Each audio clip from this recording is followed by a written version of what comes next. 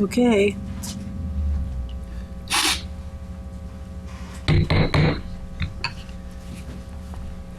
Greetings, everyone. Calling the November 22nd, 2024 Planning Board session to order. May we have a roll call, please? Chair LaFaro. Present. Vice Chair Finnerty. Present. The Secretary is here. Board Member Mutu. Present. Board Member Neely. Present. Board Member Fulham. Present. Board Member Glazer is absent. We have a quorum. Thank you. Please join us for the Pledge of Allegiance. I pledge allegiance to the flag of the United States of America and to the republic for which it stands, one nation, under God, indivisible, with liberty and justice for all.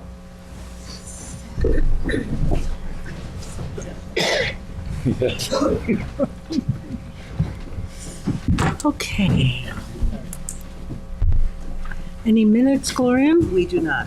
No minutes? We did not get last week's Okay. meeting minutes done yet. Okay. Town Board number 1, that referral is off the agenda. Okay, everybody has it. And so we're going to close the regular session and go into a work session. And the first on order is the 2 trees.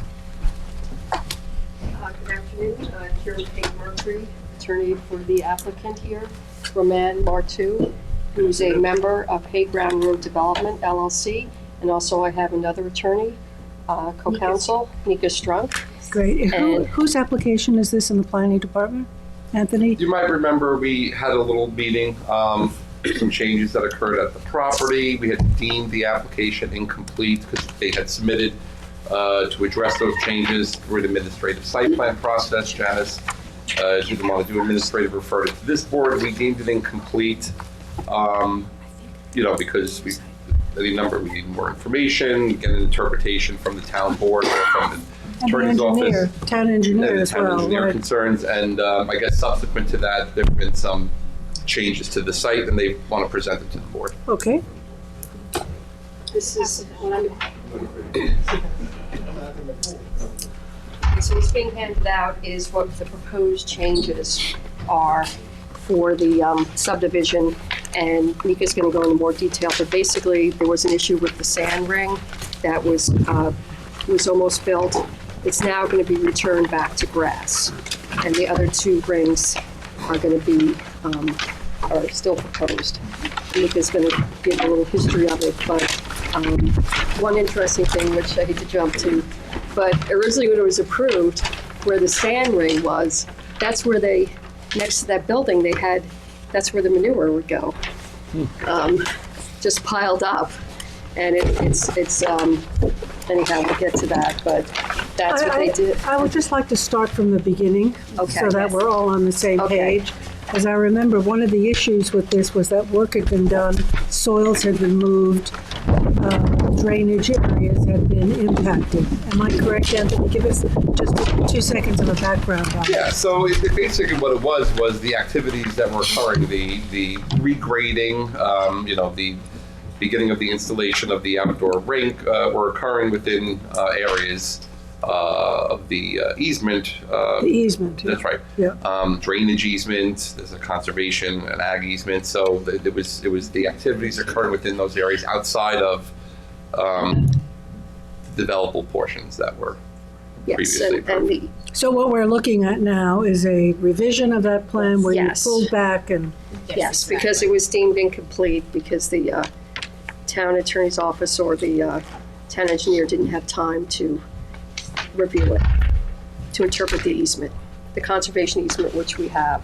Yeah, I'm But she's going to start from the beginning. okay. take us up to. So has our council reviewed this conservation easement? No. No, No. okay. Okay.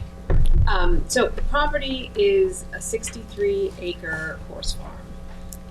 It's had site plan approval to operate as a horse farm for 30 years, since 1994 it was originally issued.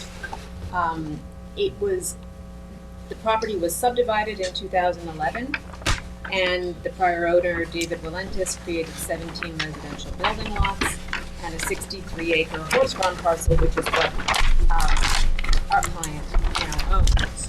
And at that time, this board issued a construction permit special exception approval for the horse farm. Hayground Road Development LLC purchased the property 2 years ago. They're dedicated to continuing the agricultural equestrian use of the property, and they're here to work with the town as good neighbors to ensure that all of the elements of their operation have the current required approvals. So in May, we presented an application to this board for 3 new engineered sand rings. Since then, we've reviewed the site plan and we've decided to make some changes to what we're requesting. We've also made some updates to the site plan to ensure that it accurately reflects the current configuration of all elements of the horse farm operation. So the first major change is from 3 sand rings to 2 sand rings. As Anthony mentioned, there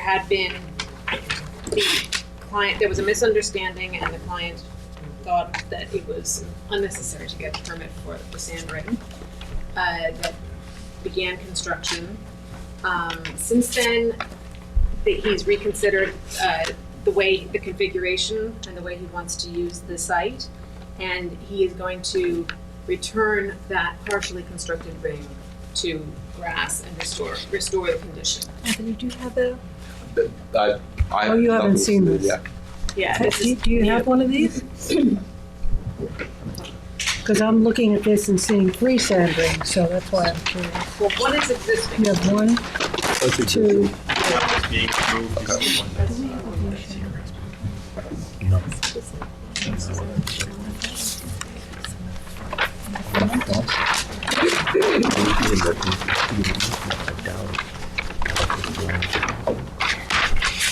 Well, you see, if you look, it's like to the right of the main riding arena. It says restore partially built sand ring back to grass. So that's going to disappear, that sand ring. There will be 2 new ones. One is right to the south of the main riding arena. There will be a new sand ring there. And there will be a new sand ring to the south of that, in between the recharge areas, and it will be these rings will be completely outside of any drainage easement areas. So the drainage easement concern that was raised with respect to the one that began to be built is removed. There's no issue with the drainage easement. These new rings are located entirely outside of that area. Does that show in dotted line anywhere on here? Yeah, the before and after would be Yeah. a helpful Yes, comparison. because we don't know what we're looking at. sand rings. Well, hold on. This is the before and after is restore partially built sand ring back to grass. That's the before, and then after is going to be grass. That's That's the current outline. It's got Okay. a hashed outline, and it's located over the drainage easement area. Okay, but on the upper left of existing sand ring, no change. That's correct. In the middle, existing sand ring, no change. Right. Right. And then new sand ring, Correct. 2 and then new new sand sand ring. So I've That's got 4. 2. So we're proposing 2 new ones. Okay, I thought I opened And how many altogether? 4. That's right. 2 existing, 2 new ones. Correct. So that's the rings. I mean, this is obviously a completely normal and typical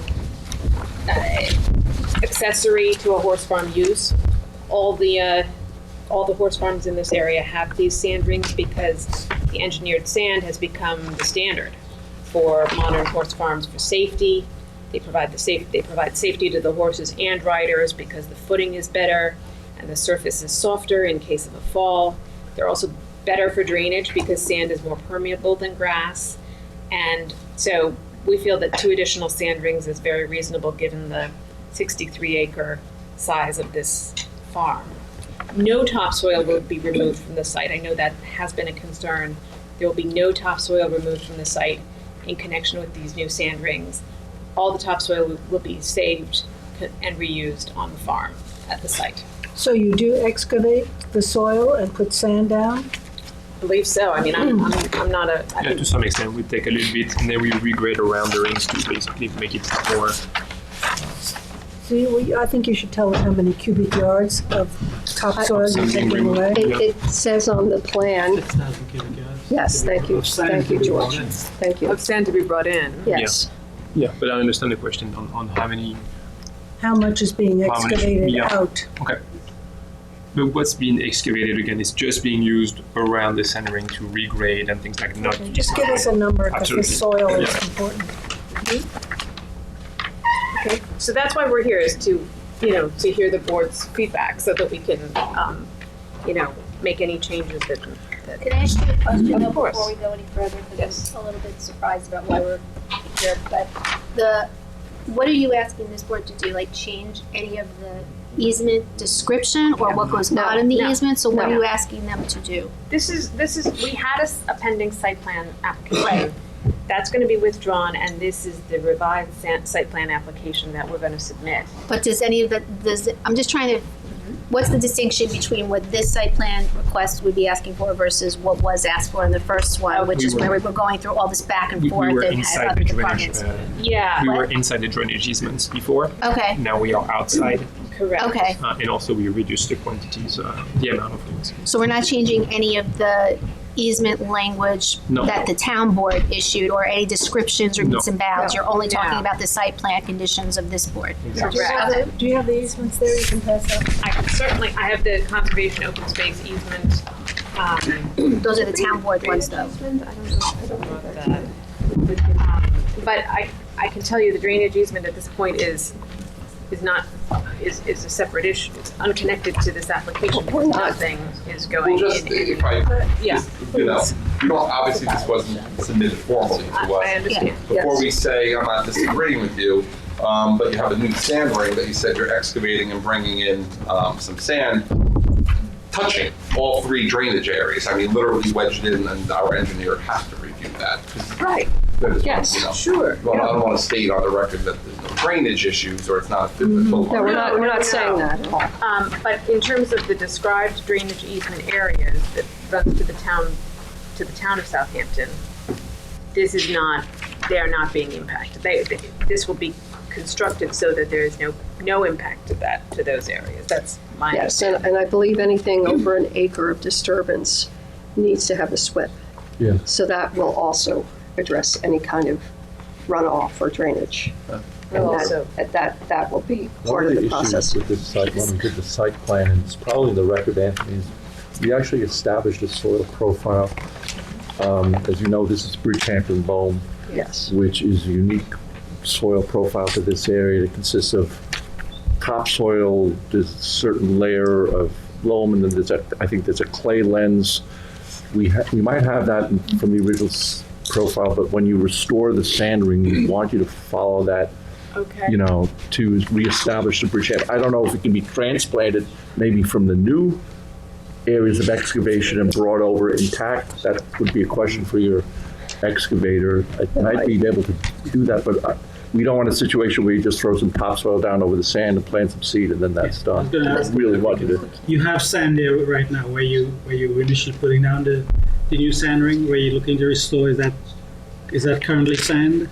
It was just It's partially prepared. built. No, I think we removed some of the grass and a couple inches. Yeah, Yes. But But we you didn't put down any sand. No, No. we didn't bring in Nathan? material. I What's just want to gonna be restored? understand this. Yeah. Before we go Yes, any further please, with the Christine. details, I just want to understand which easement, because the first easement says that we want to modify anything is the town board.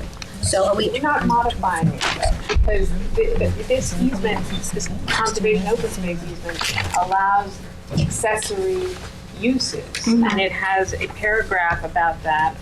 I don't know if I obtained one of these, but hold on a second. So this easement, no easements have to be modified to make this happen. no conditions of the easement is what you're saying?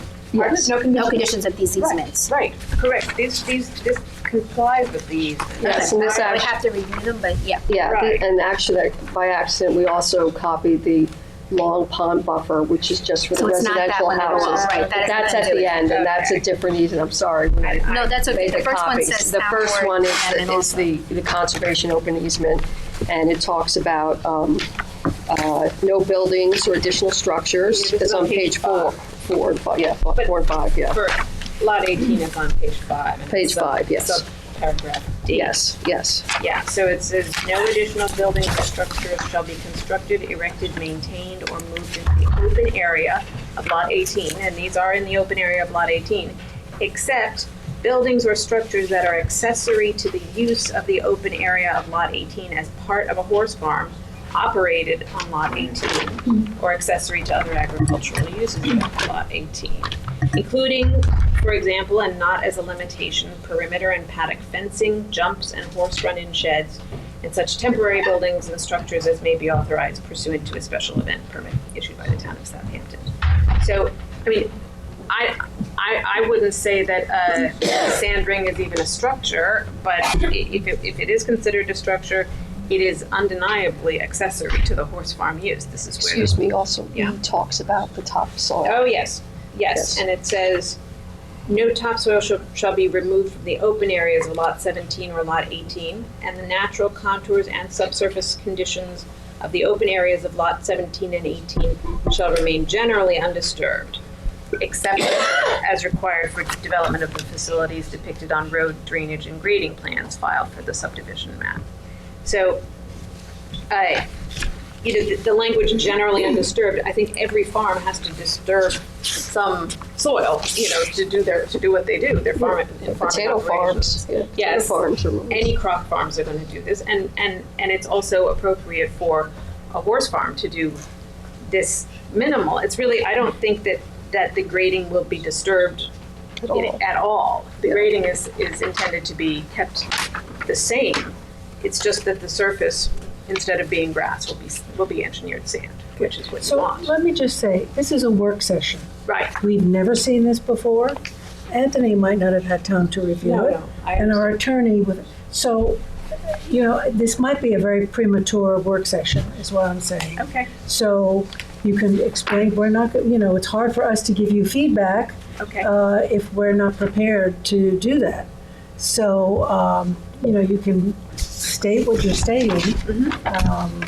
Well, I made we one understand comment, Dennis made a comment, that none of this soil should be removed from the property, Right. and give us a calculation of how much you're removing. And then it has to be put back in the same profile. But, council hasn't had time to review this in depth and advise us, so. We're not asking We're for not asking any, for that at all. We just wanted to introduce the revisions that we're making that we hope will allow Okay, the so it's project to move the sand rings, and then what else? Okay, so Okay. the other changes are manure storage. There has been on the prior site plan an open manure storage area that was to the right of the main riding arena. This is it. Hold on. But This is what was approved. that's the prior approved site plan. That's where the only place they had that was approved for manure. But now we have slabs and containers throughout the site. We have Better system. It's a better system, and it's not as concentrated. Just like in the other horse farms, like if you remember, that only had in one place, but this is, that Okay, was. so you moved it. Yes, we moved it to smaller areas. Two. Okay, and that's. Then, And the number of horses. At the time this horse farm got its approval from this board in 2011, there were 89 horses on the property. And that's the number that the board approved. But as you may know, town code contains a formula for the maximum number of horses on a horse farm. And it's considerably more than 89. The surveyor, Mr. Barilski, calculated it as 130. I'm not sure he did this correctly, and we're gonna have to go back and check with him. On the Because, first page of this. but in any case, How they calculated, how they right. got to, they had 89, but it does say they could go up to, I think it was 118. Right. So anyhow, that's something So that it's we have always to look been at. recognized that more We horses could have more. can be permitted. And so that is something we're gonna be asking for, is the maximum number of. And what I'm giving you on the first page is a horse density calculation at the time that this was This is approved. almost impossible for us. We have a little tidy desk and we've got enough paper to drown it. I'm sorry, I'm not but- sure this is very helpful, for me anyway. If you increase the number of horses on the farm, are you going to subsequently be looking for additional facilities to accommodate the additional horses? No, it was originally a cow barn, and the main structure, which is really landmarked, has extra stalls. So they've always had more stalls than horses. I don't But have that to doesn't extend really address George's question. Yeah. Do you have The answer enough? is no, we're not gonna You do? ask to build more structure. No, You intend to increase the number of horses yes. to what number? To the maximum I allowed. believe the maximum is 118, that's my calculation. Barilski says it's 130. So we have to, We have to check that. nail down. Okay, so that's an issue. That's an open issue, yes. Number of Yes. horses. 20, 25, 30 more horses, something like that. That's correct. yes. Okay. And the next item? The next item is housing for the grooms, the agricultural labor. And All this, those temporary trailers were removed? As I remember, you had some temporary structures here. yes, I think Now they're incorporated into the site. we're asking for them to be approved as part of the site plan. We There have 8 eight mobile homes, I believe. Oh. You would- RVs. RVs. In the southern portion. Yes. Yeah. It's below the riding arena. It says RV, agricultural labor, housing, and RV storage, 8 RVs. That's something that this board has often approved with horse farms. And for the size of this farm and the number of horses that it accommodates, that's a reasonable number of RVs. And it would have to go through health department Could you, approval. I was gonna say, are you gonna, Have to RVs, get- is that gonna be self-contained septic or permanent They self-contained get septic? pumped out. They will get pumped out once a week. Yes, we'll have to, get- Within the units itself? Okay, Yes. but are you gonna do any electric service and no underground electric service? Probably electric, yeah. I guess. Electric So and it can- public it can water. be- Not public water, I don't think so. No. okay, So so that that's would be something we helpful, have to to. get a schedule of what utilities. Yes. We're gonna need almost that, like, as part of the site plan. I mean, I think what we're seeing here, and, we all acknowledge that horse farms, agriculture is dynamic. It's gonna be changed periodically. We've just undertaken one at Riggio's horse farm in Edge of Woods, where we actually had to change the boundaries of an easement. So, what I'm thinking is you're gonna be filing an application. Yes. Right. Yes. So we're going to have a whole list of, Yes. and in the wake of that application, we'll be generating a report outlining all our issues and concerns, and pre-submission report, and then you're going to make your formal application. So I think that's what the procedure that we're going to be following. I thought with, because it's a special exception use and it's a construction permit, that we Right. had to do a special exception petition and an application, and we have to have a public hearing. Right. That was my understanding. I believe the one on Lumber Lane was maybe they wanted to get more feedback because that was a totally blank site. Yes, yes. So that's what we would like to follow the formal review of horse Maybe Anthony farms. wants to say Well, something. I think what you're saying, the question is whether a pre-submission conference is required, is that? It's not. I think, yeah, it may not be. I think there's exemptions isn't. for ag uses in the code, but There is. to Dennis's point, very detailed information about, because when I was out there, part of the issue was the RVs just sort of sitting out there. Personally, that's great housing, but whatever. But they were hooked up. They were hooked up to water, and they were hooked up to electric, and we need That's to. That's why we need to do this. Yeah, well, How did a about little septic plan on of, the RV? Was it that, there's no septic system sitting out there. They're So. getting pumped out. Pumped, yeah, I Yeah, would yeah. imagine they get. Okay, that's something we Yeah. can look So into. you have a very Pre-submission conference, so- detailed No, we don't. explanation of what you're doing. There's no requirement for pre-submission on it. It's a special exception use. It's in the code but you have to have a 162.1. public hearing. You have to have a public hearing. Right. You have to have a public hearing. So And the there'll be a idea is we're public hearing. supposed to expedite, agricultural uses. And the staff report in Yes. 62 days, you get Yes, decision. yeah, that's how it works. You don't need a, With This the is a lot of- submission, like you did the first time, a detailed narrative about Yes. compliance with the yes. various easements, so I Yeah. could get my interpretation then from Exactly. proper. It's a little bit overwhelmed with a lot of, you can imagine. I mean, Yeah. you're familiar with it. And I think the plans need to be clarified. It's very confusing looking at these plans, and having an Yes. engineer look at these plans. Yes. And, they're all over the place. I mean, we need one set of plans which clearly says this is what we're restoring, this is what we're putting up there, you shade it, you color code it, whatever you need to do. And, you know, my first thought on this was that we were just looking to deal with the sand pits, and then we're hearing all these other things, including regularizing trailers for agricultural housing. That's quite a lot to have things. Yes, but we need to get It needs to get because it's some there. on these times. And You could remove it. I'm sorry? You could remove it. Well, then there wouldn't be any place for the workers. But they are This is on a- temporary housing? Right, as Yes. part of the site Yes. plan, you can build ag housing on the site with, you know, an up-to-date septic system. That's an option, So is If it's this, allowed in the easement. if it's allowed. is this seasonal use or is Seasonal. this year-round Yeah. use? It's seasonal. So for 3 months or 4 months, whatever, it'll be unoccupied. Or whatever the number Or is. very low numbers. It's not Yeah. a year-round. Right. How does, because you would know, how does the building department handle like temporary, I can't remember us doing temporary. I We don't- don't have temporary. We haven't. We don't have temporary. There's nothing in the code about RVs, and the other horse farms didn't have RVs.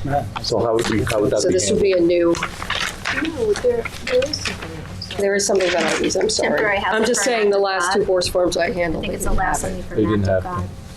Because the one on lumber is doing permanent Yes, housing. and Campbell Commons Right. was added on, and also Brightside had Yeah, that's right. housing, so. This is, I can't remember temporary housing, or, No.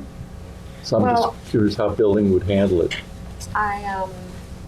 Yeah, you also have to deal with, I did look, I saw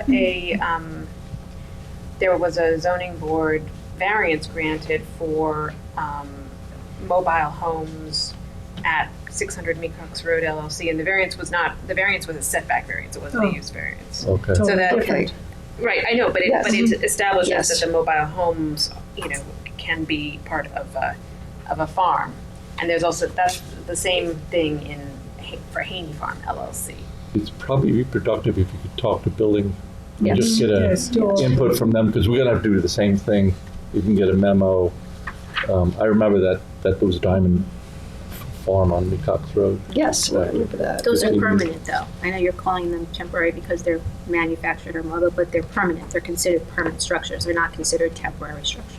It's on a slab. The We use don't might be have- temporary. They're on wheels on.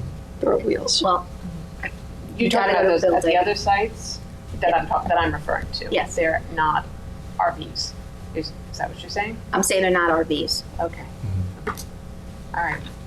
Well, But we this- can provide more information. Good. Yes. So, Okay, great. So if this is what we needed. We really Yeah. appreciate this because, you know, we want it safe, and there are horses there right now. And they do have existing, it's gonna, along the lines of what George said, it would be very helpful to color code what was there, what you're proposing.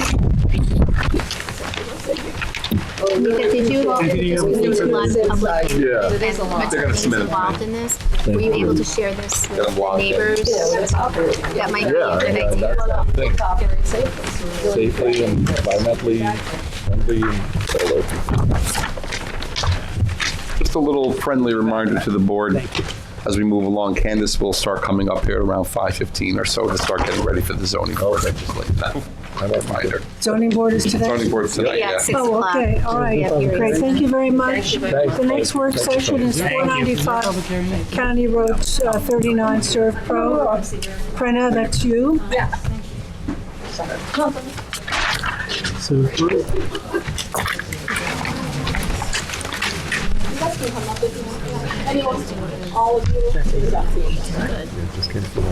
yeah, I just need to go back down to my car to get something. Yeah. Hold on. Hold my blood.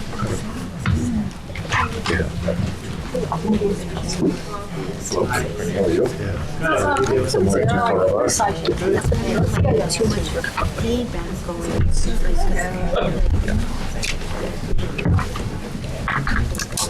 May we have your name for the record, please? Dave Sandler. Dave? Last name is S-A-N-A-T-O-R-E. Victoria. Jake? Jake? Vander what? Vander Rock? Vat. What? W-A-T-T. T.T. Vander Rock. John Deck, V-E-C-K. That's simple. I like that. Challenge. Okay, Prenda, you want to give us an overview here? Yes, this is 495 County Road 39, or the Surf Pro site on the corner of McGee Street, North McGee Street. This is a current site plan special exception application. The applicant requested the work session. They want to discuss amending their application. I'll let Jake present it, but essentially going from erecting the new building to utilizing all the existing structures. Yeah. So we talked a little bit about this in the agenda, just to clarify that you made a presentation, we had work sessions, we worked on your site plan, but this is not something that you want to do right now, right? To build a brand new structure. No. So you want to take the existing building that's there and make modifications. Correct. My question is, how do we modify a new application that hasn't been, fully gone through? Or do they just give us a whole modified plan on this building to make it simple and cleaner? Yeah, I don't know. I mean, we're at a point where it was last before you in May for secret discussion. It was deemed incomplete. We were requesting more information regarding the chemical use and the storage, which we've gotten since and seems sufficient. The next step would have been to wait for Tom's completeness and then put it back on the agenda for hopefully a final discussion, make a determination, and set the hearings. So we're at a point where I suppose we could pivot and get a new set of plans. We refer it to Tom. I believe it's below 4,000 square feet, all the existing structures, so it would knock them to a type 2 secret classification. So if you could break at that point and then just sort of pivot and review it and then kind of continue. I see it as that they have some considerations here. Again, a new application. And this is why it's a work session today, for us to discuss what it is that we want from them. You've done some plans on reforming what's there. Mm-hmm. But everything that's in that application, the existing application, has nothing to do now with this. The other side of it is, if it's a type 2 action, it's under 4,000 square feet, you don't have a pre-submission. Right. Yeah. So technically, you could go right to a formal submission. Right. And save some time there. And So do we withdraw? Is the first one withdrawn and then we have this? I would think that's cleaner. I would withdraw It's it. easier to do. I mean, They've got the plans drawn. They have. I mean, currently this application is not complete, so it's the first step of the site plan application is to deem it complete, and we're just not there yet. So instead of, we would have to have the pre-submission, so it's sort of. But Prenda, we reviewed I get it. that application with that building. I remember it clearly and distinctly. Talked about it. We reviewed it. It's not like it. We just said hello. Well, here's the deal. I mean, since you're at a point where you haven't deemed it complete and do the secret yet, submit a new application. And we don't have to do secret. So if everything's complete, we can get you to the same point that we're at now and get you to a hearing. That's right. To a hearing, yeah. Yeah, We had a hearing on this, right?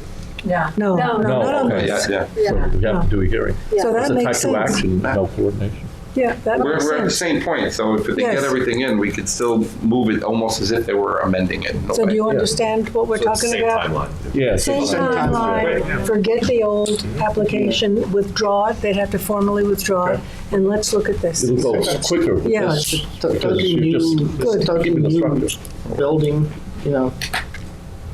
Yeah, no not a new structural building. change, just It's Okay, just. so just, this is what's there now, but you're going to gussy it up, or what? No, we want to take off the existing siding and just redo with wood siding, shingles. Maybe patch up the roof is their weak points. And then on the inside, they want to just divide into 4 or 5 offices. So there's no structural change. Good, It's just taking the existing building, making it nice. good. Doesn't affect the cross-access or the parking calculations. Nothing changes. Is this the Be less building? parking on the barn. Yeah, let's Less walk square smaller footage. buildings. That's fine. It's much I remember we easier. talked about cross-access. Yeah. Absolutely. All the same. Go a lot faster. That works. You want a parking plan, right? There's no drainage on the site, is I No. don't think so.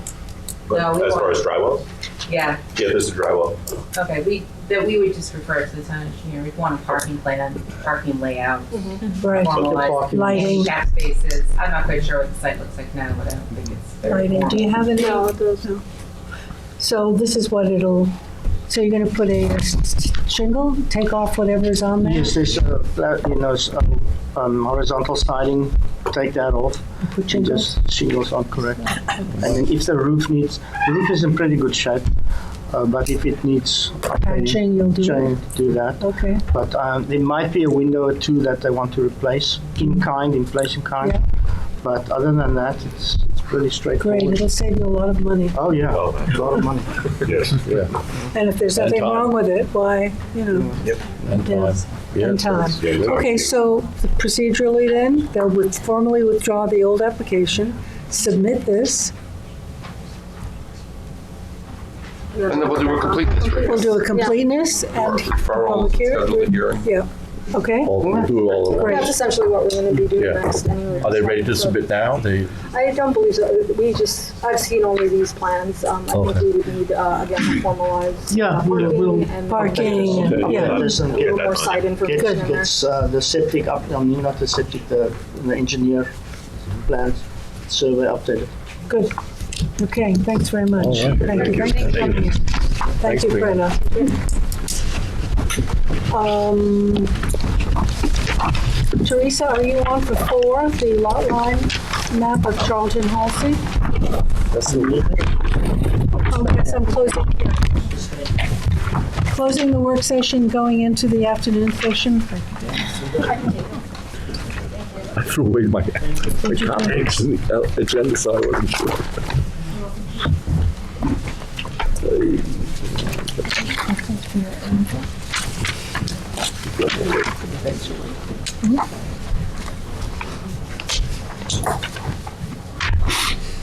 Are we ready? We're ready, Teresa. Okay, so the parcel is located at 34 Stephen Halsey Path in Watermill. It was part of the Carlton Halsey subdivision, section 1. The original subdivision required that these two parcels share a common driveway. However,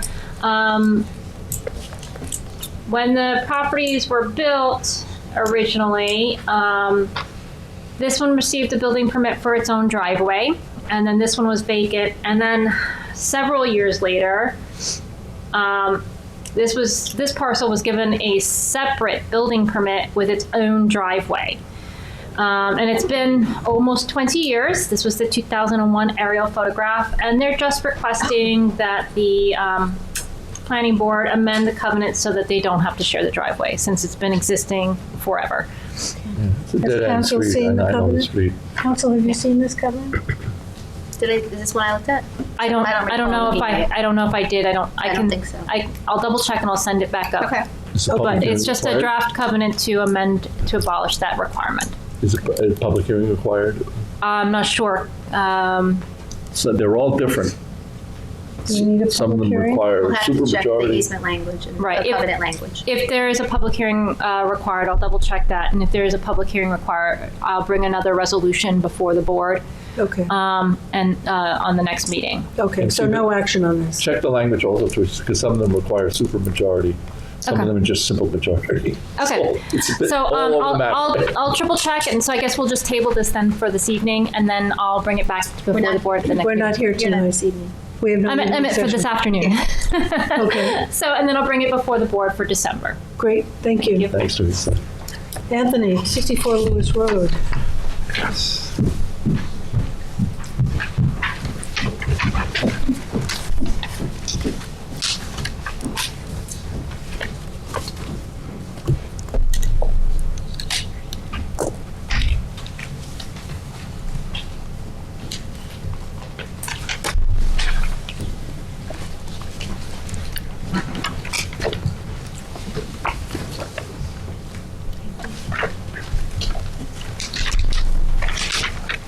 This is the CR80 or R80. CR80. You remember this is a 3-lot subdivision. This is a property between Lewisburg and Damascus. 2 lots in the rear along Damascus, and then the 1 lot on Lewis Road for the existing residents.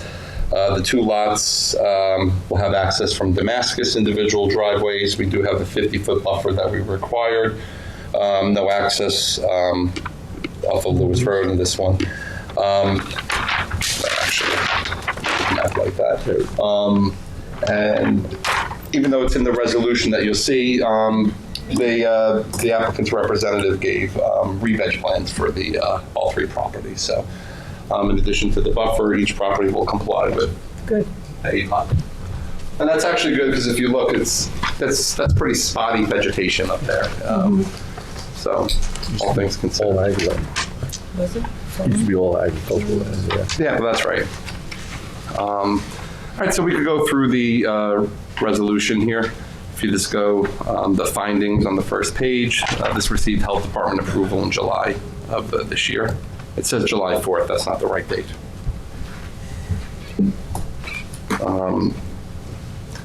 The application is in conformance with the adopted pre-app report from July. This is an interesting, we did the pre-app report. Very effective consultant. She managed to get the final application and before the pre-app actually was adopted, so. Is that efficiency? Very efficient. We waived the requirement for a cluster in this plan. It's not adjacent to any open space, and we could accomplish through clearing restrictions in the APOD. So revegetation plans are proposed. Lots 2 and 3 are subject to a 50-foot wide naturally vegetated non-disturbance buffer. That shall remain clear of all clearing, grade, and ground disturbance and structures with the exception of driveways. Access to lots 2 and 3 from Lewis Road is prohibited. This is a type 1 action. We did a coordinated review and did a negative declaration in July of this year. And this 3-lot subdivision is not subject to the Long Island Workforce Housing Act. Refer to the engineer. So the engineer came back with some comments. So the maps will need to be revised to address the concerns, and they've been incorporated into this resolution. The fire department, fire marshal's office said the area served by public water and fire hydrants, so no other recommendations. Trails Advisory Board, we've discussed this already. There's a conservation easement to the south here on these properties. Previously, you might recall the Trails Advisory Board thought that was an easement on this property. It is not. They also acknowledged in their previous referral that there's no trails in the area, but they had asked, even though it's not our easement, to put a connection between Lewis Road and Damascus Road. We had this discussion, and since it's not our easement, we can't require it, and we just didn't see there was any reason to do it here, just to make that connection. So, the Conservation Board provided comments. They're recommending the clearing restrictions and clearing calculations need to be shown. They're recommending reclaiming natural vegetation. And so part of the revegetation plan will include plantings and a natural revegetation like we always do. They're recommending the removal of any debris and deteriorated buildings that might be dotted on this property. And they're recommending forested buffers along Lewis Road, which we actually had a discussion about and decided that back here was where we wanted to keep the buffers. And that one back here wasn't necessary. East Quad Fire Commissions had no comments or recommendations. The Highway Department stated there are no recommendations at this time. So be it resolved, approval of the final map, subject to the following conditions. Final map revisions, the revisions required by the town engineer. Remove all proposed structures from the map. Show the postal delivery numbers to be obtained from the assessor's office. Both existing and proposed clearing limits, along with the square footage calculations, need to be noted on the final map. Then there's map notations, one regarding compliance with zoning, one regarding covenants and restrictions, and then on the top of page 5, the notation for signature. Final planning board approval of the site disturbance revegetation plans for each lot. Submission of declarations and covenants and restrictions. No further subdivision of any lots. No lot line modification without planning board approval. I'm recommending a 100-foot separation distance from driveways on the 2 lots in the back, just to keep them as wide as possible. This seems to make sense. Lots 1, 2, and 3 are subject to the APOD restrictions of 330 and 67, as well as approved revegetation plans to bring them into compliance with the same, and that any changes to those plans or additional clearing is subject to your review. No new utility poles for overhead utilities. All new utilities shall be installed underground. 3-inch drainage required for all impervious surfaces for all the lots. Retention of stormwater runoff is required. And then coverage under speedies may be required. That's always the engineering covenant we put in. Then submission of a mortgage consent if applicable. Title certification, town attorney approval of all legal documents, submission of the Mylars and paper prints for signature, and then to be filed within 62 days. Anthony, Yes, sir. jumping back 1D, see, it's typically aquifer protection lots. They're fully wooded, but this is partially clear, partially wooded. So we should somehow, I think, link 1D with your covenants 3D, somehow stating in the covenants with each lot, putting that data from 1D into the actual covenant, so someone, because it'll be flagged in a title report, that way they know, oh, we're allowed, we have X amount that's cleared and grandfathered, and we are only allowed a certain amount, So I'll put that language I'll put that in the covenant then. Right, I think 3E on the covenant, 3D in the covenant. Yeah, I'll put that in there. That makes sense. And Anthony, what about the fact that it's central pine barrens compatible growth? Any requirement there? No, because we're meeting the clearing restrictions Okay. with the revegetation. Their hours are stricter. Yeah. It looks like there's some substantial growth on there. Yeah, there is. There's some nice trees there. It used to be all farm. But it used to be, definitely was all. All agricultural. Wait, go back to the aerial. Yeah. That's what it was. And you can see even in 2001, it's still, I don't know what that was, but. I liked Teresa's presentation before. That was perfect. You went from old to middle to, you could just see the difference on the driveways. Oh, yeah, right. Very visually. We find perfect. ourselves going down rabbit holes when we do that, by the way, here. No, but it's very helpful. No, it is. See the history We of have it. good aerials here. 1B, there's a small typo, form from. Gotcha. Thank you. Okay, any other questions? Motion by Dennis, second by Gloria, all in favor? Aye. Opposed, abstention, 6 in favor, 1 absent. Teresa's back up with 2297 Montauk. Is that the one? I just realized it's.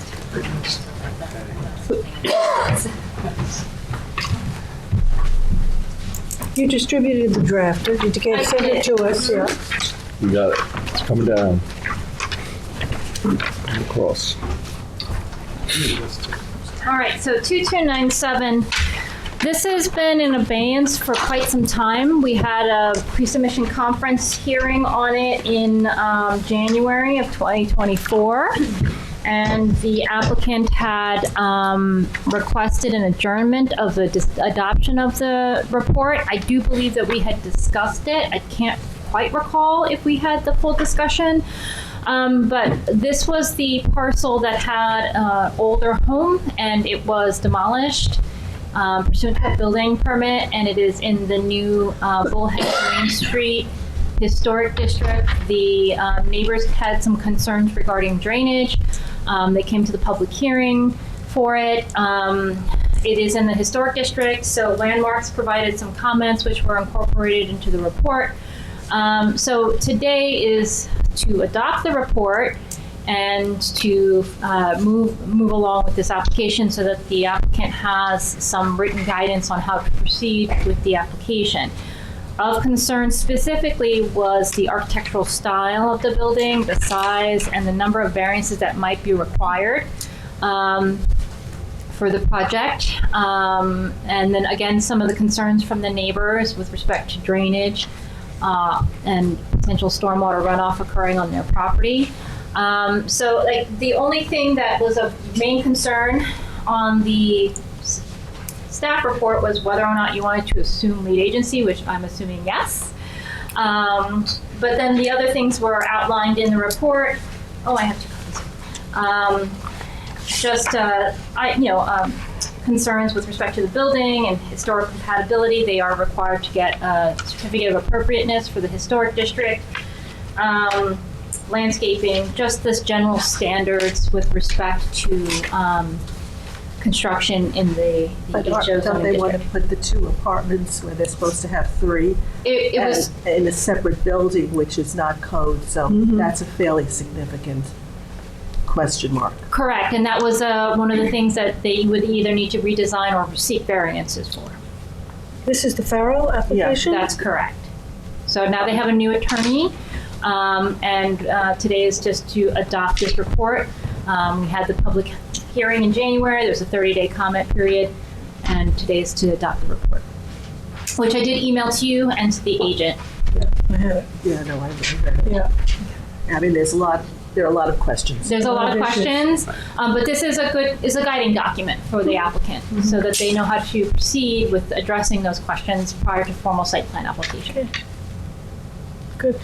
So I did notice there is a typo in the reso. I had made a change to the date of the report after their last, after one of their postponements. I haven't really made any other changes, but the resolution says February, so it actually has to be the June 27th, 2024 date. June 27? Yes, correct. Okay. So I'll make that change in the resolution. Okay. Any questions? You the applicant, David?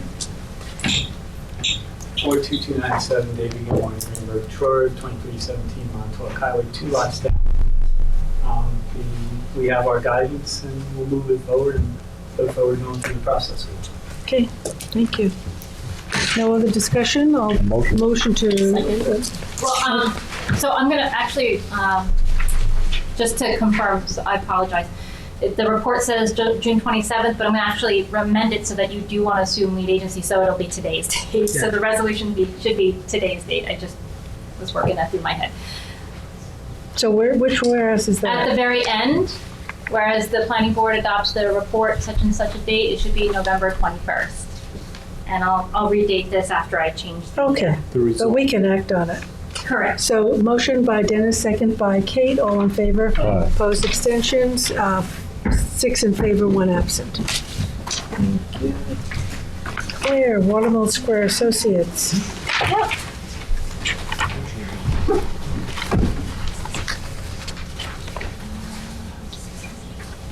Resolution.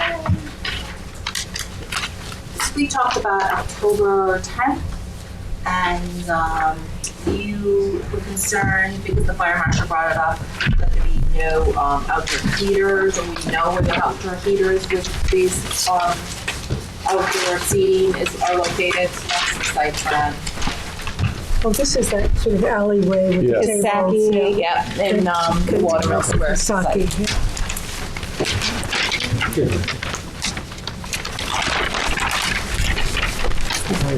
Oh, yeah. This way. Yes.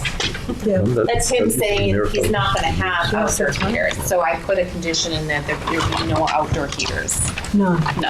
So if they do, so the condition is, there shall be no outdoor heaters, but if there is, come back to plan. Okay, So that's the difference. okay. So I'm recommending approval of the outdoor seating for 53 seats outside. There'll be a limitation, there's some conditions on this. Want me to just read the conditions? Conditions are, total seating of the restaurant is limited to 107 seats. The interior total of the restaurant will be reduced by 53 seats. An outdoor seating plan is in use. Submitted outdoor dining plan shall show tables and chairs directly in front of the restaurant and down the middle of the walkway. There should be no deviation. The east side of the walkway should remain free and clear of tables and chairs to provide an unobstructed walkway. Umbrellas or sunshades as observed during inspection shall not be obstruct the passage through the west or east walkway. Walkway should not be cordoned off to prevent access to the walkway for pedestrians as observed during inspections. When the restaurant is open and utilizing the outdoor seating plan, no portable outdoor gas-fired heating appliances without review and approval by the planning board and the town fire marshal. Plan shall be labeled the site plan and affidavit with success plans. I only asked Claire that number 2, where you said total seating for the restaurant is limited to 107. The interior total for the restaurant should be reduced by 53 seats to 54. Okay. When outdoor seating plan is in use. That makes sense. Just gives them. Yep, perfect. I'll add that for your consideration. Any further questions on this? No? Moved by George, second by Dennis, all in favor. Opposed, abstentions, 6 in favor, 1 absent. Thank you, Claire. You're welcome. And you go right into 157 West Montauk Highway. I do. I have latest and greatest plans. Do we have the plans for the turning radius? I did see them online, but I didn't. The map's supposed to send them directly to you. I just don't have any printouts of it. I couldn't even open it. It was very difficult because it was so full of stuff. I don't have the printouts. You don't have the printouts either. So just so you know, they've been working back and forth about the fire marshal for the turning radius being very important, that the fire trucks can get in and then turn around. That's a requirement per the town, building codes. It's a diner. This is the diner In property Hampton Bays. in Hampton Bays. And so that was really the big issue that they've been working on. It's obviously it was just last week that they had that information.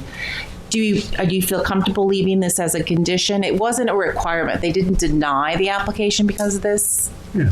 But we can leave it as something that it can work out before signature. And you could approve it if you want to see it before you sign it. Does that make sense to the board? So so now it's action deadline. It's action deadline. Everything else has been reviewed. This is just the, and I have, let me give you the, yeah.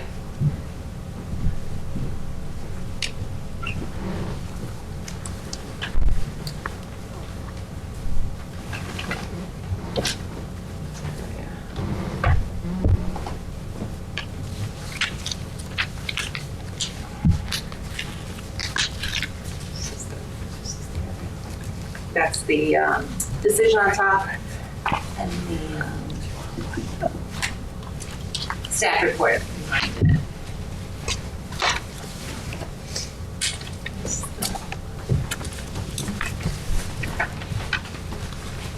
Site plan.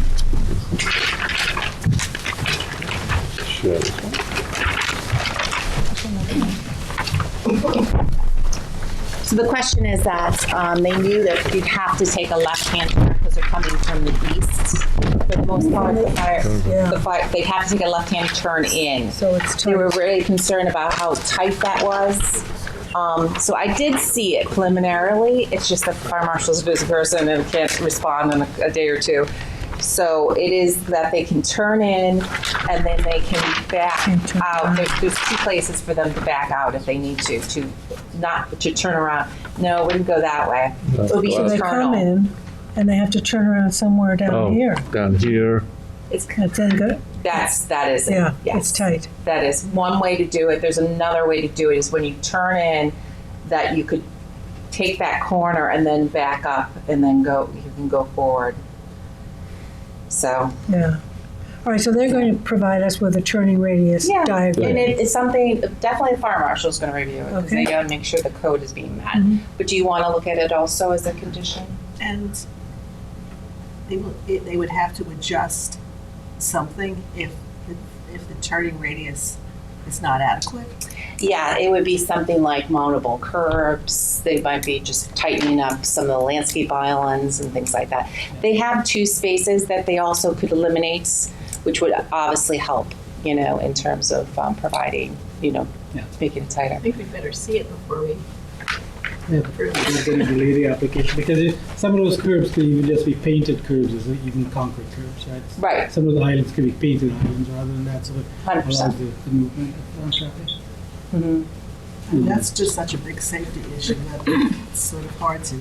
David? Yeah, with the applicant, Sarah, so. Yeah, the applicant, David Gilmore. We have provided a plan that was provided last week, before your meeting last week, to the fire marshal's office, and we tried contacting them to do it, but our engineer has assured us that the radius is there. So if you do it conditionally, we're absolutely going to meet that radius, and we'll get the fire marshal's approval for it. We're not moving any buildings, we're not doing any of that. It's just internal stuff. Right, right, and there is a plan there that demonstrates compliance with it. We just need the fire marshal. I did see it. It just, I don't have that sign off. So the condition would just be compliance with fire marshal, whatever the fire marshal says. Providing a turning radius with fire. By the fire marshal, the satisfaction of the fire marshal. That's how I'd write it, yes. But that's up to the planning board. So we'll do it as a condition and we can have a review of it as well. Yes, if you want to, yes, absolutely. Did we act on this last week? No, Claire just went over the draft. We reviewed the draft staff report, so this would be the conditions now. Claire always works, we get the draft report the week before, 2 weeks, and then we see the. Usually Great. 2 weeks before, She gives but us- this was last She week. gives us time. Anything change, Claire, on it? So no. You're gonna add that condition, That's right? the only condition change. That would be the only thing, and how I wrote it on the second page is detail of the fire truck turning radius shall be included on site plans to the satisfaction of the fire marshal. So if you want me to add in the planning board. And the planning board. That's fine. So essentially, this allows them to move forward with the demolition to get that going, and then they wouldn't be getting to the parking lot yet. Dennis is gonna demolish it. I'm not going to. I think we should have a demolition party. Sounds like fun. So, we do have to talk about the license. Did you get any information about the license or easement or how you want that wording and for the Oh, the little building, the little sign in the No front? building. There's no building. Right, there's just. It's a little curve. It should be shown on your plan. Is that an offer? How do you handle it? I spoke to my client. Do you know the area that? I do. I do Right. that. You and I haven't spoken about it yet. Right, but, so he has agreed to a license that would allow the Hampton-based beautification to keep that To be area. where it comes on your property. But, with the proviso that there's no structure. Right. Yeah. So you'll submit a meets and bounds description of that area. Yes, we'll do that. Do you have that in here, Claire? So I said note the area in the front of the well sign as an easement or license. So this would be a license. Where are you, Claire? This would be B, 1B. So there's going to be two references in this Oh, okay. decision. One is the note on the plan Note the regarding the area in front of the license. welcome sign as a license. And then we want to probably put the intent in there to allow for maintenance of vegetation in front of the sign, right? And there's something in there about in case the turnabout, the roundabout gets instituted, right? No, it's far away from the roundabout. Is it? Yeah, it's pretty far away. But the roundabout needs to go on your, I know that it was designed in the event that they needed that. This particular area is farm. No, I know that area, but I'm just saying in general. In general, if they come in, we are designed in a way that will accommodate it. We received, I think, that analysis from the traffic engineer about that, right? Okay. I think it's a site engineer that did. Do we have to put that in as a condition? We don't have any, The future? besides the discussion and obviously the traffic information. When we did SECRA, there's been no comments from anybody, DPW, and I don't have any comments from the state on this. Yeah. But the buildings are conforming. And the applicant is certainly cooperative if a traffic circle goes in. Would You want help me to them. put something under the staff report related to it? Does I that make guess so. I sense? mean, Christina's. I think you should mention some that it's mention out it. there because we know that it has somewhat come back. I'm As a not saying connection. make it like as a, I think I don't know if the town board has passed a resolution asking for the county and the state to explore that, but I know they're talking about passing a resolution to Good. formalize the request. So So we should have it. what's the mechanism for us to ensure that any property owner, if it's this one or a future, would be compliant with that? They're gonna just take it. Yes, they will Okay, take the state- it. They're gonna take the property. There's no, They there's no don't like to do that, but they have the authority to do it. It's not up Right, to well, us. but So Claire, you'll put it in I as am. a statement in the Yeah, staff report? on the staff report, I think that's appropriate. Okay. Yeah, and we talked about Christine, solar. Yeah. it's required. Okay. It's gonna be on the site indicated. plan as a note and also on the building plans. I have those both conditions. Thanks. Great. Solar? Yeah? Yes. Declare that license to maintain the landscaping and the sign itself. Well, the sign's not on the property.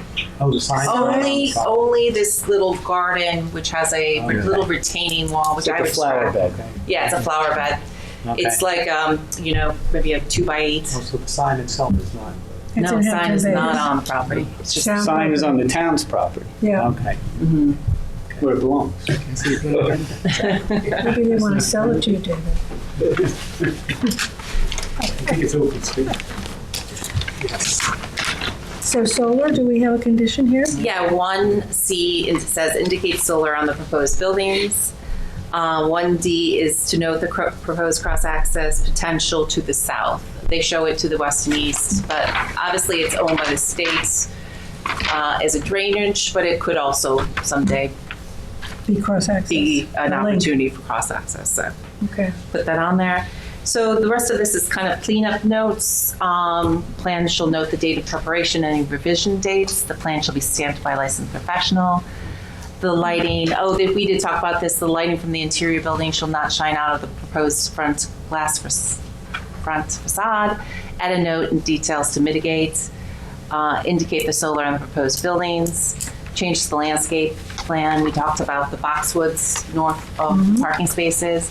And increase the minimal caliber of trees from 2.5 inches to 3.5 is a minimum. And then the lighting, 2700, the reduction of lighting poles, the modification of the note to reference town of Southampton. Add a note that lighting in the interior building should not shine on the proposed front facade. Speedies and SWIP requirements. These are general conditions. The area of disturbance shall be staked out prior to commencement of work. Comply with fire marshal requirements, HVAC system screened, compliance with town code and dark sky requirements, I want to say for lighting. No dusted on lighting fixtures, all outdoor lighting shall project downward. The all LED lighting shall be 2700 K, no public address systems, arrange pre-construction meeting with the town engineer, and the reference to site inspections with the town engineer, and DPW DOT approval. And then submission as a condition of approval, I'm going to add the license agreement. Okay, so that'll be a new number. Aye. The submission of lighting fixtures, the cross-access, town attorney approval, the SWIP acknowledgement letter, and the affidavit and 6 sets of plans. So is the license agreement between Southampton Town or Hampton Bays? Town of Southampton. Hampton Bays, Hamlet. That's a Hamlet.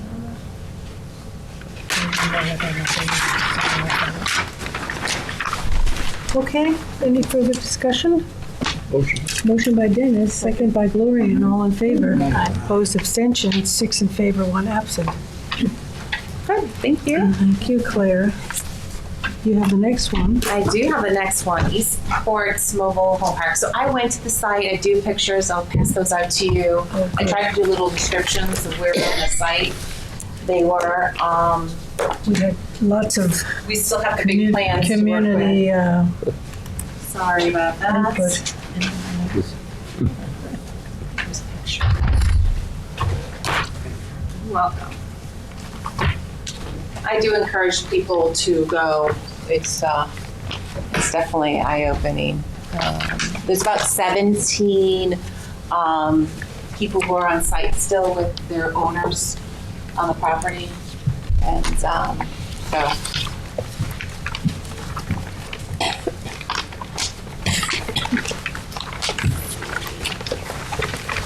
And this is the updated report, which I did email to you yesterday. So. Yep.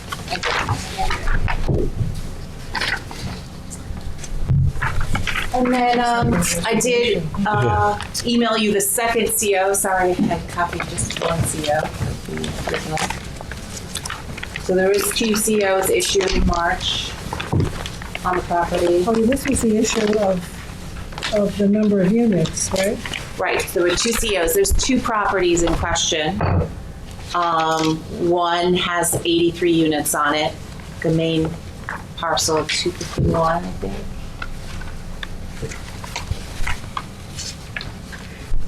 251 has the 83 units, and 253, which is off of Woods Street, has 10 other additional units on the property.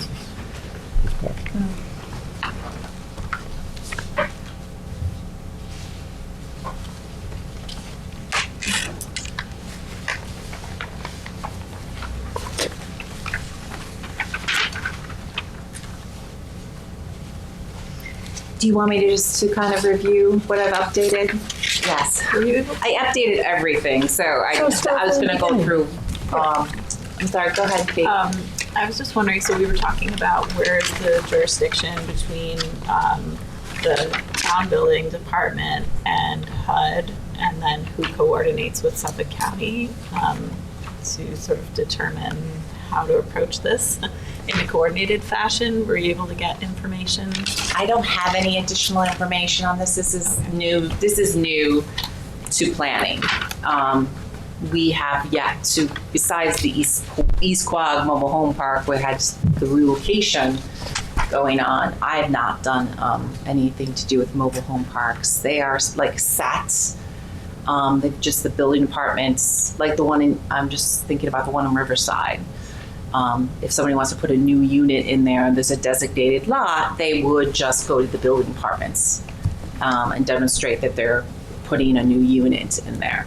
So this is definitely a new process, whether HUD or the county's involved or the state is involved. Do we know if HUD's involved, Kate, or not? I put it as a question. Yeah. Yeah, here. so I think we need to have that clarity of what's happening procedurally by each entity and each action, so that we can have the full picture on how to proceed. Well, how is HUD involved? Do you know, David? David Gilmartin for the applicant. Yeah, HUD's involved because they oversee the structures themselves, or the physical. Yeah, the physical structure. The building department has jurisdiction, arguably over the pad, but the strapping that holds the homes down, that's where the building department has given us the building permits for.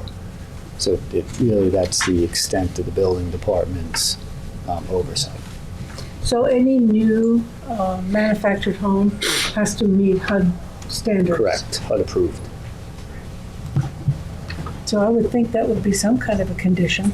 Right, so then, and then HUD, then typically, if you're gonna get a CO on an individual residence, the condition from the building department would be that Suffolk County would approve the septic and, wastewater management. So that's where I'm wondering procedurally, where is the jurisdictional line?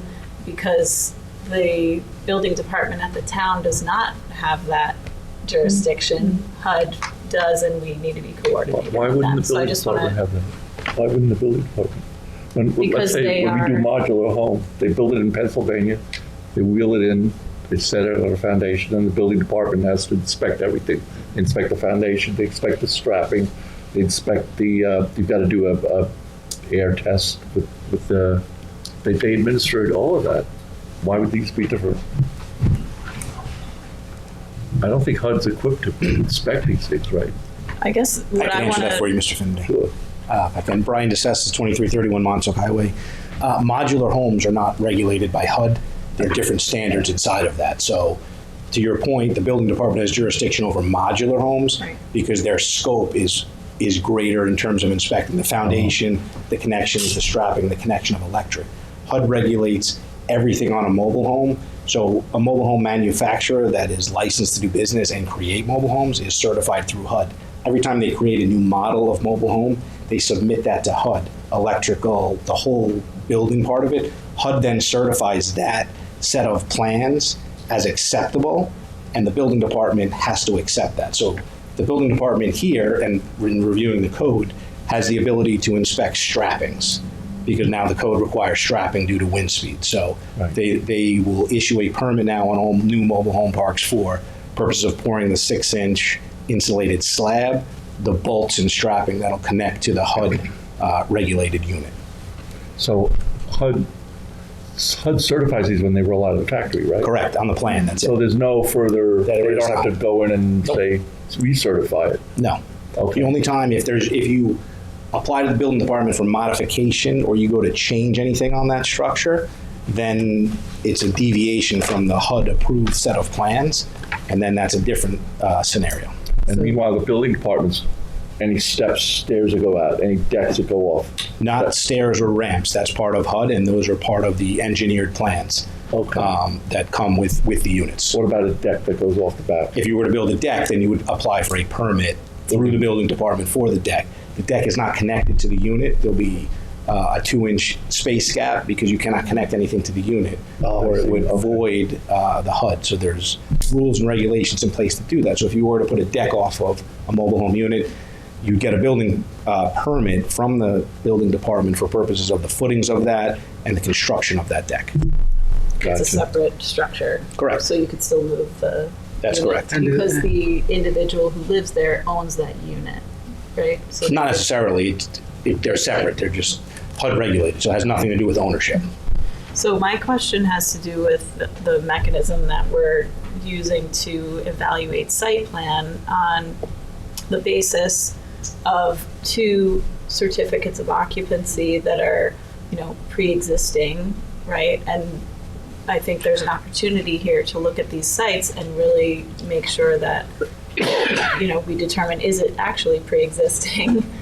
Or does it need to go through, a more rigorous review? That's been done by the building department. Right. We're bound by the building department's determination. That's not up for debate. That's what they have.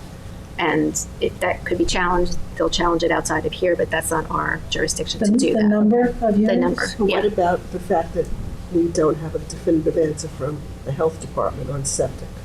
That's a separate issue from that's for them to take up with the health department, and they're gonna need those approvals to continue, but that's not our jurisdiction. So that was a lingering question for me, and I appreciate your clarity on it. I believe they're doing individual septic, like with 2 units feeding into each septic, right? So we've agreed and in conversations with both the town and the health department, we're putting in new IA systems for the entire park. Right. Yes, we're putting in IA systems, replacing all the existing, pre-existing systems. So the application that's currently going back and forth with the health department and our engineering team is to put IA systems in for the entire park, replace everything. Is that individual IAs or? They're not, well, the flow is different on a mobile home unit according to the Suffolk County Department, right? So they're shared IA systems based on square footage of the mobile home. So it could be, and it varies on both location where they fit and also distance. So it could be 3 or 4 units hooked up to an IA system, but the entire park, the proposal currently that we're working on is to put IA systems in the entire park. So you as the developer will get the permits and inspection directly from the county? That's correct. Yes. Is that needed for the town to then issue? Does the town give you a CO for the unit after the inspection? They don't give a C of O, they give a sign off on the slab permit because the C of O is regulated by HUD, the units themselves. But we've been in talks with the building department and they know that our current plan and application process is to put IA systems. The town's permit, approval doesn't depend on the septic system? No, because right now, correct, that is correct. They're two separate. Does HUD have anything to say about the configuration of the system? No. Septic? It's regulated by the Suffolk County. Yeah, but Department. I mean the actual physical structure inside the unit that they're making? No, because what HUD does is these HUD units, they have an outlet. So all the units come with a pre-done outlet that connects to the septic system. Okay, So the Suffolk County Department of Health connects, To that. regulates the connection from outside of the mobile home into the septic system. But a condition of our approval would include approval of the Suffolk County Health Department of what you're. No, because the application here is not for the units or the site plan. But it's That's a based on building the department requirement. Right, but it So was the- based on the occupancy. Not Right, the following. COs, the 93 units. If for some reason they decided they weren't grandfathering. Oh, then that would change with the town, but if Suffolk County, yeah. That's But what I I'm mean, saying, we're not stand- going to do anything affirmatively about it, but a condition of your getting approval for what you're doing is that you have the right to do as many as you're saying that you do. Yeah. And we're You're assuming bound by that whatever you're the health right. department Correct. says. So that's what town can't, the town says 93, it's my obligation with the health department. The town has no more involvement Right. with the health department. The health department's original map, I think you have, was from, in 59, they approved 97 units. And we've had an operator's permit continuously since 81 for 97 units, including one that was just renewed in September through next September for 97. So they've recognized 97 units in their application, but now we're going through the process of upgrading to IA systems. And the differentiation between the 97 and the 93 is because, as Claire will tell you when she's on site in the staff report, the previous family that owned has installed over a period of 50 years units that are not on recognized sites.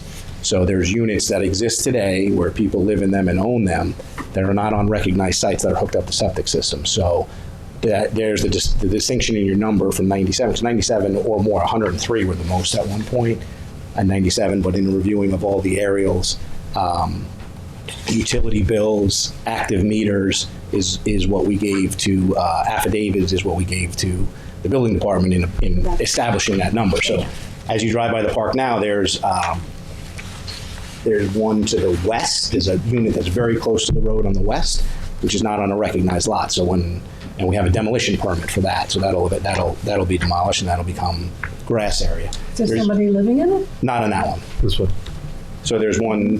There's also units to the south. You can see on that aerial, there's like 3 or 4 units on the south property line adjacent what was like a sand mining operation at some point over there. There's owners living in those units that own 2 of those units that are not on recognized lots. So those will have to be removed at some point, and we have an understanding with the town that when those, if those people move into a new unit or move somewhere, those will be demolished and no units will go back. The 93 is based on the 93 recognized lots where units will be established, which is consistent with the health department maps. So again, there are not 93 units there now. There are not. I have health department approval for that, and I have town approval for the 93 pads. There are not 93 units currently on site. And there aren't 93 pads, was my understanding from the last meeting.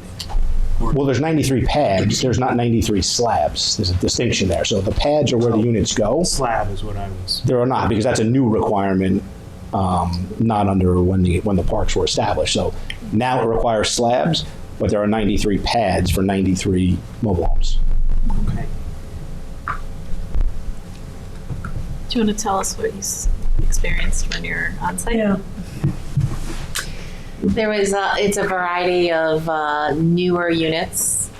So unlike this aerial that you see, there's no more newer manufactured homes here. They're sporadically on the property.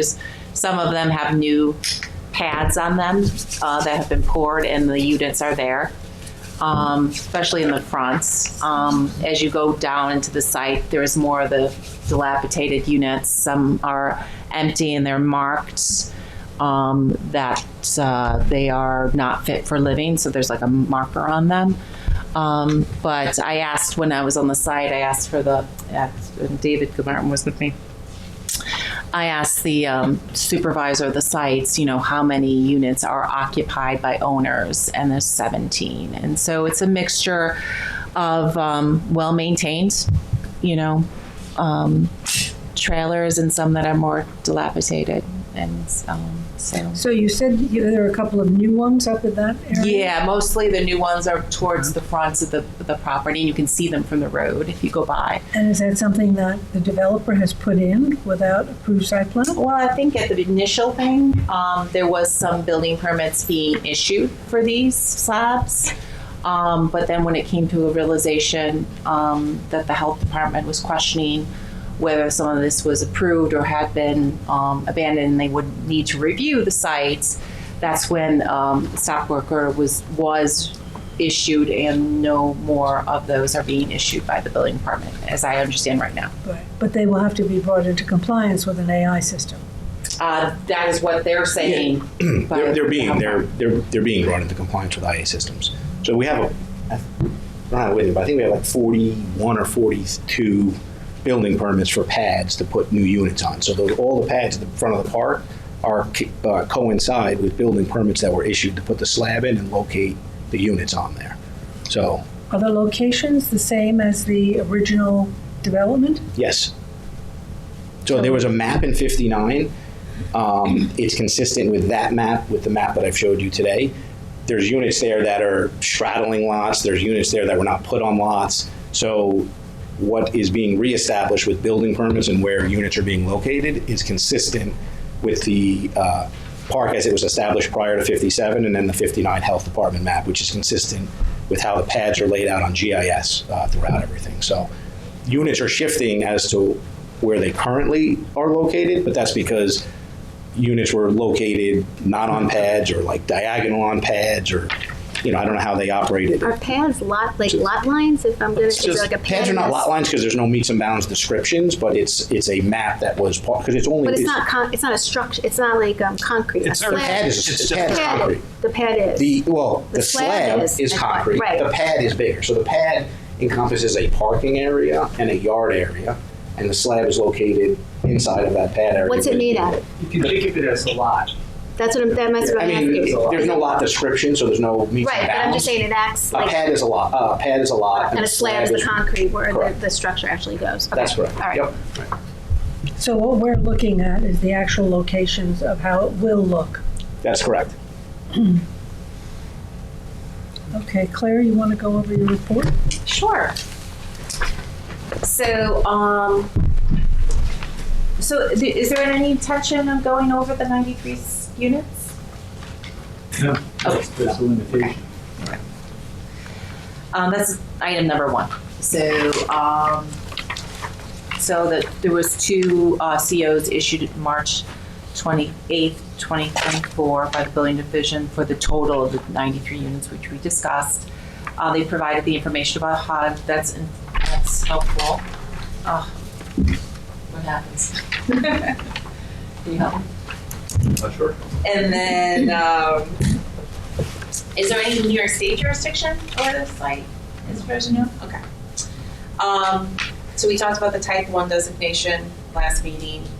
Coming up now. Huh? No, I think it's going to boot up. I saw that. Yeah, take a minute. So I did provide the site inspection. It's a mixture of new sites, new units and new slabs and old units. And then the applicant provided that approximately 17 units are owner occupied currently.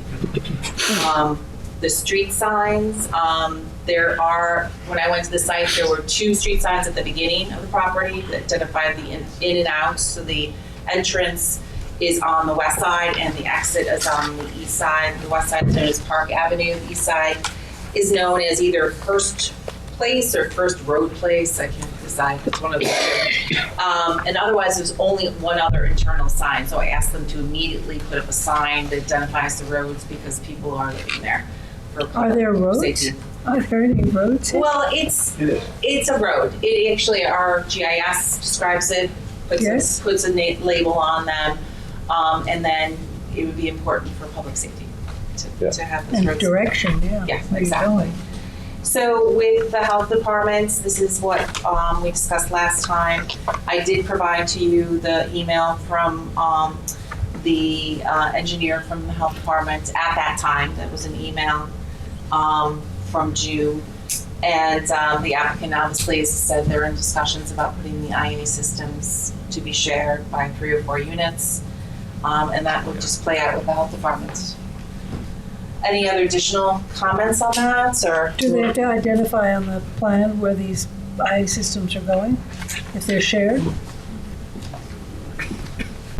Brian? Are you going to indicate on the plan? We're working where through that issue with the Can't put it on yet. Once the health department approves it, then I'll put it on so you know where they are, but they're moving because some of the requirements too are, the setbacks are different, the units are further apart now, right? So now they're 15 feet apart versus before they had no regulation. They had regulations, just tons of clarity on like fuel tanks, oil tanks, and otherwise. So all the new units that we're bringing on site are 100% electric. So now there'll be no more oil tanks, there's no more propane tanks. So every unit now is 100% electric. You know, heating, cooling, utilities, everything. So part of that PSEG is upgrading the services to the park and in conjunction with meters. If you went there, you'll see meter banks. PSEG's new plan that we've been working with on them for several months is each unit will have its own meter on an H-frame next to the unit versus the meter banks. And they're upgrading the amperage and everything else because the mobile homes previously drew less amperage. Okay. There's some existing units that have the existing fuel tanks and stuff like that. There are some of the existing units are on propane still. Oh, propane, is it the only one? I mean, is it the old type? I believe so. Okay. Are you changing those over or not? On ones that, so of the 17 people that live there, there's not 17 individual owners. There's about 8 owners of those units. The rest are units that the previous owner and or us or are of unknown ownership. But there's 17 people living there. So some of the things we're going through right now is working with the Department of Motor Vehicles and otherwise to find out who actually owns some of the units that some of the people are in there. Department of Motor Vehicles, that's Yeah, 'cause the they're- mechanism. That's who you have to register. They all have VIN numbers because they're vehicles. So, There's another change. yeah. Department. So you have to go through the Department of Motor Vehicles. Some of them are from the 60s. They don't have VIN numbers. They can't find VIN numbers on the units. So there's some of that still going on in conjunction with the state. So there is state jurisdiction by DMV. By the DMV. So. Okay. So, site is served by public water, 6, and then 7 is the fire hydrants, which we talked about last meeting. There's no fire suppression here at all? There isn't, but they're proposing fire hydrants. We're putting in 5 private hydrants. We've worked with the fire department on that, and that's part of the Suffolk County water application that's going in. We're going to establish new force mains that go through there that'll support hydrants. Oh, so right now it's probably like a smaller main? It is there's a 12-inch main in the street, and I want to say it's maybe a 4-inch supply main through an RPZ that currently serves the park. Okay, so you'd be, obviously would be increased to meet. Correct. Yeah, okay. So there's Is a lot that, of you think that'll be a infrastructure. 12-inch on the site or 10? No. The engineers, I don't know the exact calculations from the engineer. I just know It's going to be increased. it'll be increased because it's a 4-inch supply right now. Right. Okay. Put some. And there's ample pressure in the street. They've already done those tests. Okay, great.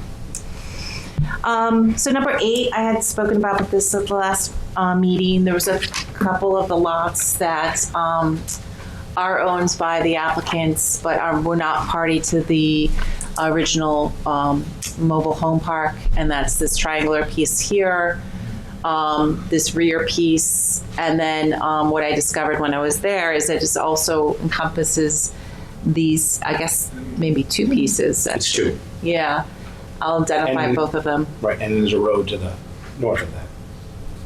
There's a road access here? Yes. Okay. How many acres are those, Claire? That's excluded from the development, correct? Correct. It's not party to the application where they have any rights related to the mobile home park. They have been cleared and disturbed. There's a mobile home park a new one on this parcel. It's not here though. This might be the Cassone trailer though, on the south side. But there is a very extensive mound. I would say it's almost 20 feet tall. Wow. On the east property line here. I brought it up to the people when we did the inspection. It definitely needs to be taken care of, like immediately. Dirt or construction debris? I didn't go onto that property, but I could see it. It's in one of your pictures that I called it out. They said it's topsoil, and then it's going to be spread over the site. Even if it is, can we just, I don't know, move it, stabilize it, something? It's right next to all the residences to the east here. Well, yeah. And I think that's... You could do that. Yeah, something, I mean, talk to the town engineer, something safe and... A lot of times they use net. You ever seen that netting? They put that netting so that it doesn't blow around. You know that. Sounds similar to the mountains that are existing in Bridgehampton. Is it new soil or? What it looks like to me is a mix. Like they took all the vegetation and soil and mixed it all together and made a pretty nice big long. Wait, So recent. part of it also Very is that there was apparently a landscaper behind there who was kept continuously dumping stuff there. So when the mound was put up, and this is anecdotal from the person running the site, but then the landscaper put up a fence and there's no more dumping. So that has to be taken care of. I think so. It's pretty significant. And I don't know, I wouldn't even know how to start to take care of it. So talk to the town engineer. Several mountains existed on the site in, where the storage facility is going to be in Bridgehampton for a couple of years. Yeah. 30, 40, 50-foot mountains of dirt. Okay. And then the master plan identified this as existing mobile home park from 1970 and also the 1999 comprehensive plan update. So this property was called out for that. It's high density residential. Nothing affordable here, right? Well, that was a point, and the applicant talked about it, that they were working with to provide some affordable component here. I meant to put it in here, so we can put it into. We're in discussions with that now, to institute a percentage of this as affordable housing. I don't know what that looks like. Percentage of it, or? Nothing's committed to yet or anything. We're in discussions with the town on that now. How do you see that working? I would say it's a matter of how many units versus there's going to be a percentage of it that we're going to work with the town and designate as affordable. I don't know what that is, what that looks like right now, because those are the discussions that are currently ongoing that I'm having with the town. Wouldn't that help you with your health department too, though, if there was some affordable component? It might. I don't know the answer to that. I don't want to give the board the wrong information. We're talking to Carol, we're talking to Curtis, we're talking to the town. Nothing has been solidified on either side yet for that. Okay. Well, I'll put it as a... But it's going to be a part, I can tell you it's going to be a part of this. I just don't know to what extent. The percentage. Yeah. So we'll just include that point? Yeah. One of the points. Yep. So the applicant's working about the affordable, and we'll tie that up with the site plan stage. So 10 was the buffers, the 20-foot buffers. The board had talked about maybe establishing the buffer in the front. There is a planting plan. It needs some work. But there's going to be, I think it's 20 feet in front. So that's the most before the unit starts on the property to establish some landscaping. But around the property to the east and to the south, it was also a 50-foot buffer, 20-foot buffer. Some of the units to the south are encroaching in those buffers, and some of the units on the east are also encroaching in the buffers. So, and those are people living there. So it's just, there's definitely some process with that. But I would encourage that to be landscaped. And then the landscape plan does show a significant Leland cypress buffer on the west side along what is known as the recreation area here. So reestablishing that and actually having a true recreation area, someplace that amenity, you know. Pocket park. Yeah, pocket park for the residents would be helpful, I think. So that was my next item there. Also the dumpster, right now that actually the that recreation area does have the dumpster location, and I think there should be maybe more than one dumpster location, maybe 2 or 3 on the site, so that should be located, so that's 12. So we had a different plan for that. We're going to have trash pickup once we complete the park. So Oh, okay. that's our internal plan on that. So that's why it's not shown. That dumpster's been there for, I don't know, as long as it's been there for. But the plan, once we're finished, is there'll be trash pickup for each unit. How is that done? Is it just because it's owned by one entity, it can be part of? Correct. Okay. It's part of the monthly fee, or built into the rental fee that it'll be included in that. So they'll have the individual trash. Yeah, the rollout cans that you see all over, each unit will have its own rollout can. Yep. Okay. Mail and mailboxes. There's mailboxes on the street. There's a bank of mailboxes on the western street side that we've talked to the post office extensively that has to stay there. So that's where mail gets delivered. There are 90 mailboxes? There are, no, some people get them on their house. There are mailboxes out, there are some out front, but the post office told us that everything is going on the street. Yeah. I mean, Is there like a, there's a bank of right, mailboxes. so it's like a big box. They're there now. There's like 30 or 40 of them. We're imagining There now. the same thing, right? No. Yes. No, I was, it's like a condo. Right. Yeah. Co-op development. Correct. Where you have a. Yep. I mean, for whoever gets mail, I mean, Amazon delivers right to your address and unit, so, but the mail is out front. Unless they tie And there's a it to pickup your and drop mailbox. off box there too for mail every day. You can go in there and going mail. Okay. The lighting, it should be the 2700, and poles indicated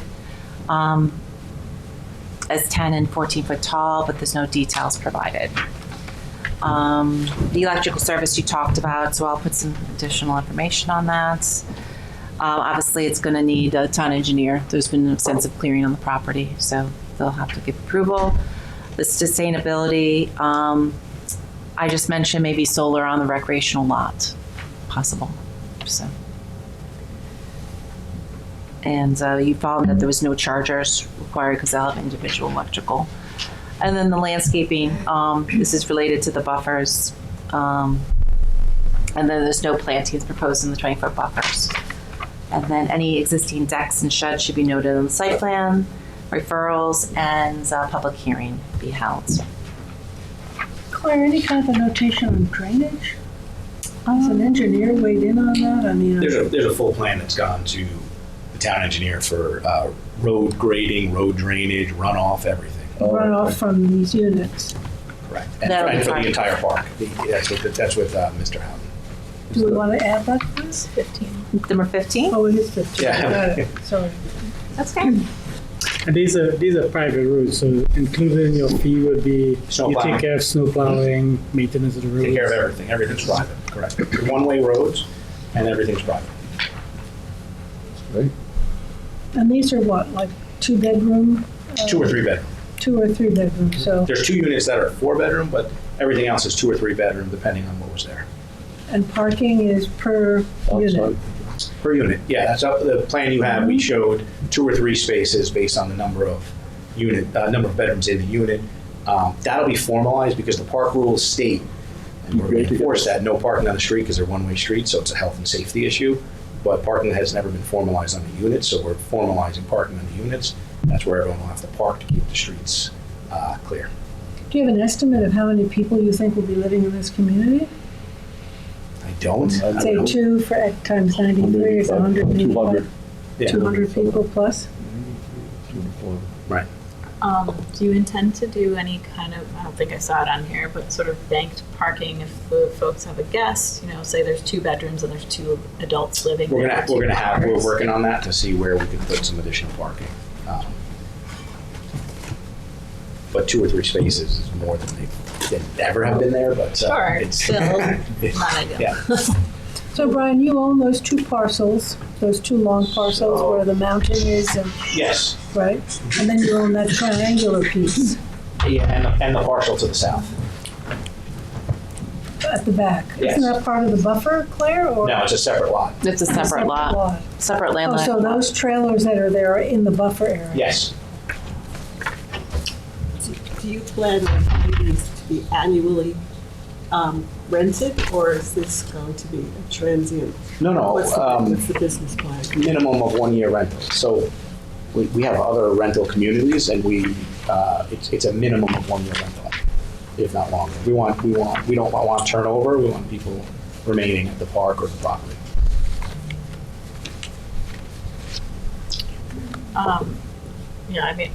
Sorry, I just heard that No, as I was yeah, formulating a thought, but just one final thought that I have. When you do submit your final application here, it could be useful to kind of show for us and for the population living there, what is the phasing plan for construction as close as possible? There's a lot of logistics of This is going to be moving done in things less than and- 10 months once we have approval. Because You're not phasing? We're not phasing it. Everything at once. Well, because we're going to put in new septic, so that's going to dig up everything. We're going to bring in new water.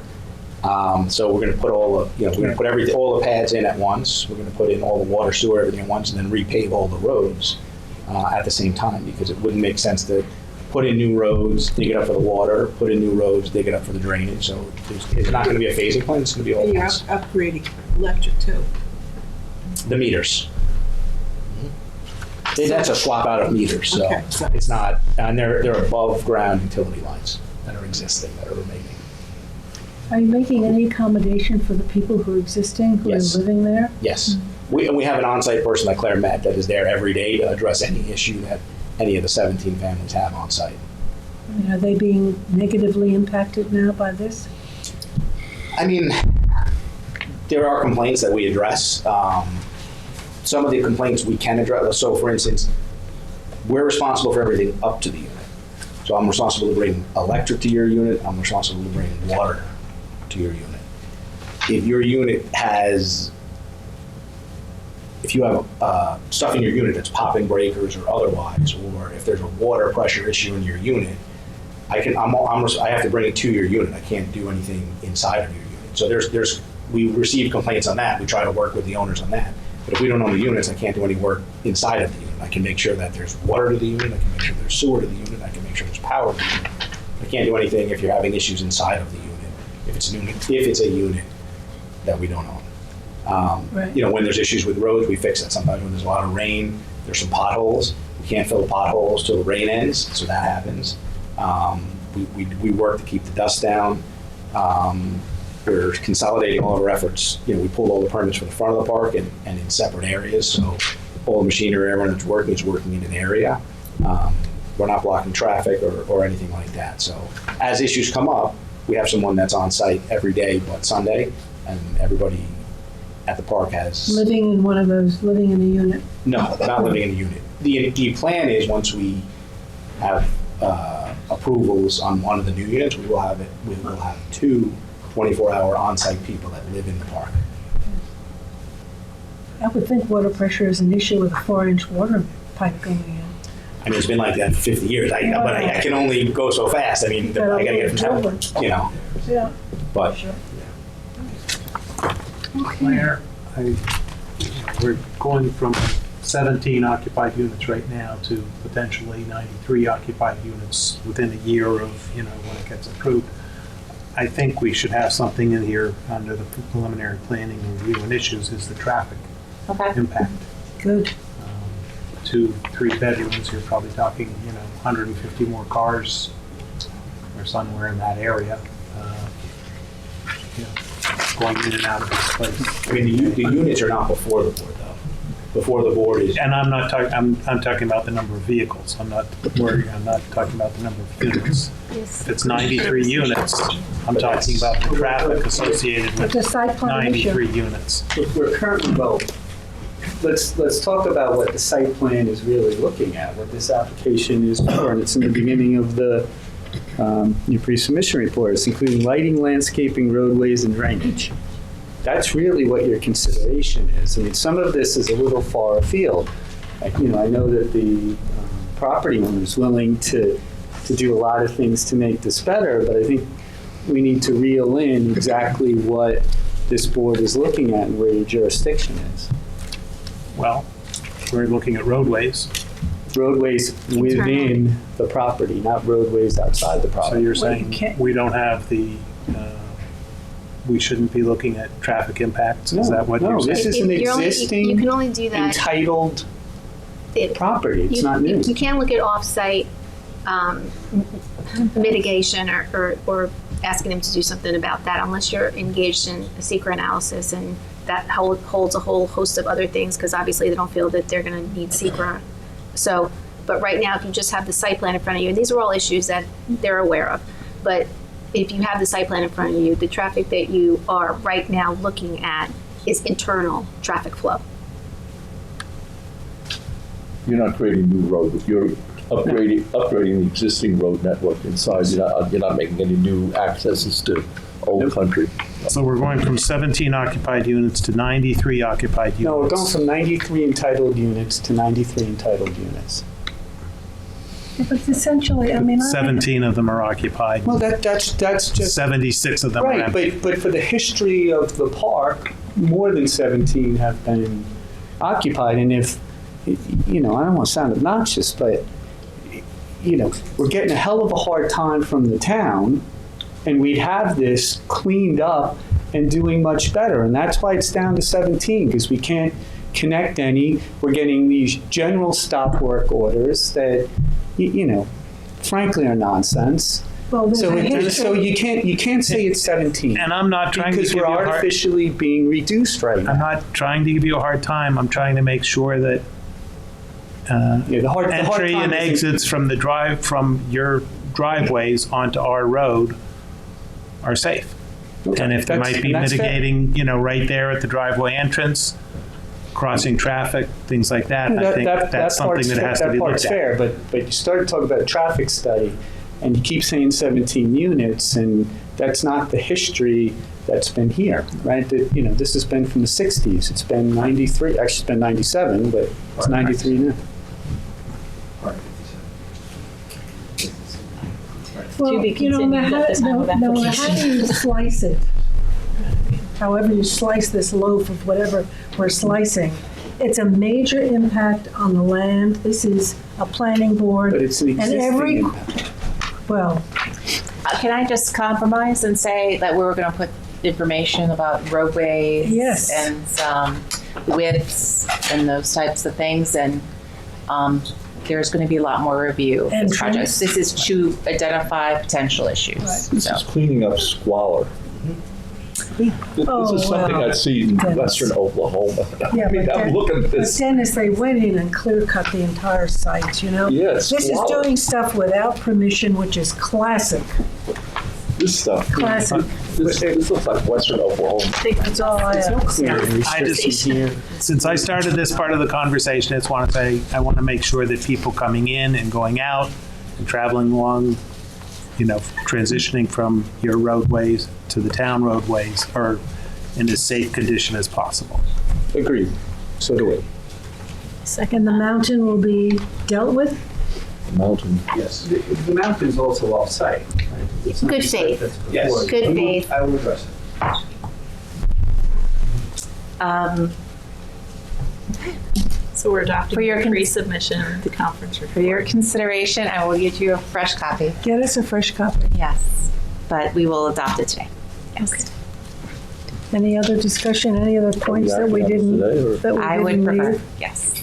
That we didn't leave And I will out? get you the copy. I'll update it by Monday. Any other points that we didn't make that we should? I think it's all-inclusive. Dennis, George, Tom? No?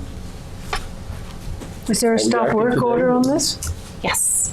There is a stop work order. Yes. So I couldn't hear. Are we Yes. Are we acting Yes. on this today? I would prefer. It's a pre-submission adopt it. report, it's yeah. Pre-submission Okay, report. pre-submission. I'll move it. Is the site accessible? I'd like to probably stop in tomorrow when I have some time and just drive around. Is that okay? Yeah, it's open, people. And Rob LaPree is the on-site manager, so check in with him. Yep. Good, George, take some pictures. Thank you, Claire, for taking these Yeah. pictures. You're welcome. That Pictures. gives a good sense of it. Mm-hmm. Okay. Yep. So, a motion to adopt the pre-submission report with all of the modifications and corrections and portable housing, park area, all of that. Claire, if you could email that to us. Yep, you'll have it Monday. It's always a little weird to vote on something that we don't have a full, but we talked about it. Mm-hmm. Is everybody comfortable with that? Motion by Dennis, second by Gloria. All in favor? Aye. Opposed, abstentions, 6 in favor. Thank you. 2.5 pages. Okay. A little easier, Shinnecock Hills Golf Club. Shinnecock Hills Golf Club. We're releasing their maintenance bond for their landscaping. It's $860 they're getting back. $860. I'll do. You don't want to make sure they did their landscaping Motion right. by George, second by Tom. All in favor? Opposed, abstentions, 6 in favor. It's like a pendulum One swinger. absent. Okay. Do you want to go in order? I'm sorry. Happy Thanksgiving. Where are we? Where are we? I was thinking since I have just my stuff and my walk-on, and since we're pressed for time, maybe just finish everyone else's and I'll do my stuff at the end. Okay, so we'll move on to you, Claire, which is 14 Milk Pail. I have the decision. The applicant's not here, but this is pretty straightforward. What's the staff? It's a wetlands permit and for a use in an existing building. They have a little addition going on too. I'm going to give you the staff report. Pass that down. And then this is the decision too, so I just did it separately. The deadline for this is not until I couldn't tell you felt that.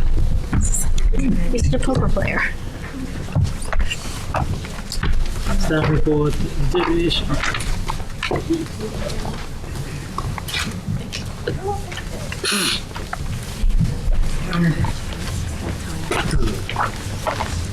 We do all the same thing. That's the. What's this guy? Oh, that's one set. It's one set. Is it? This is the yeah, it's same? one set. Okay. Same thing. Yeah. You probably just have the engineer plans. You have the site plan. The various. He did. My fault. And I have. I'll give you mine. Right? I think that was my next one. I have erosion control. Sorry about that. I'll give you that. Okay, Claire, go ahead. I'm kind of just breeze through this. It's an existing building. You can see it here. There are wetlands that come up here. The Conservation Department has commented on them. Had no special requirements related to it because it is really just the changing the use inside, and they are putting a little deck and porch area for the for egg labor housing on the property. So it is a special exception for the egg labor housing. It is a wetlands permit. So I do have conditions related to that. And the ZBA had to grant a variance because of the proximity to the west property line. So they amended that variance that they had originally granted in 1985. Well, they're just two residences next to them? So here, you mean to the Yeah. south? Yes. But they were both notified with the ZBA and with the site plan because we had the hearing on the 24th of October on this one. So there was no public comments. When they had to go to the ZBA for the wetlands, do they actually have to encroach further, or if they just had to reaffirm that they were in this? The ZBA was for the setback of the building to the west property line. It has to be 150 feet setback. And off the top of my head, I actually don't know what the setback is, but I have the ZBA decision attached, so hold on a second.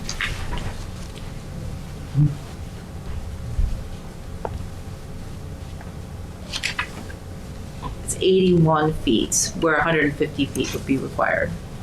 So it was a setback variance. Yes. Yes. So they needed relief for additional setback. They needed relief because it was a ag labor housing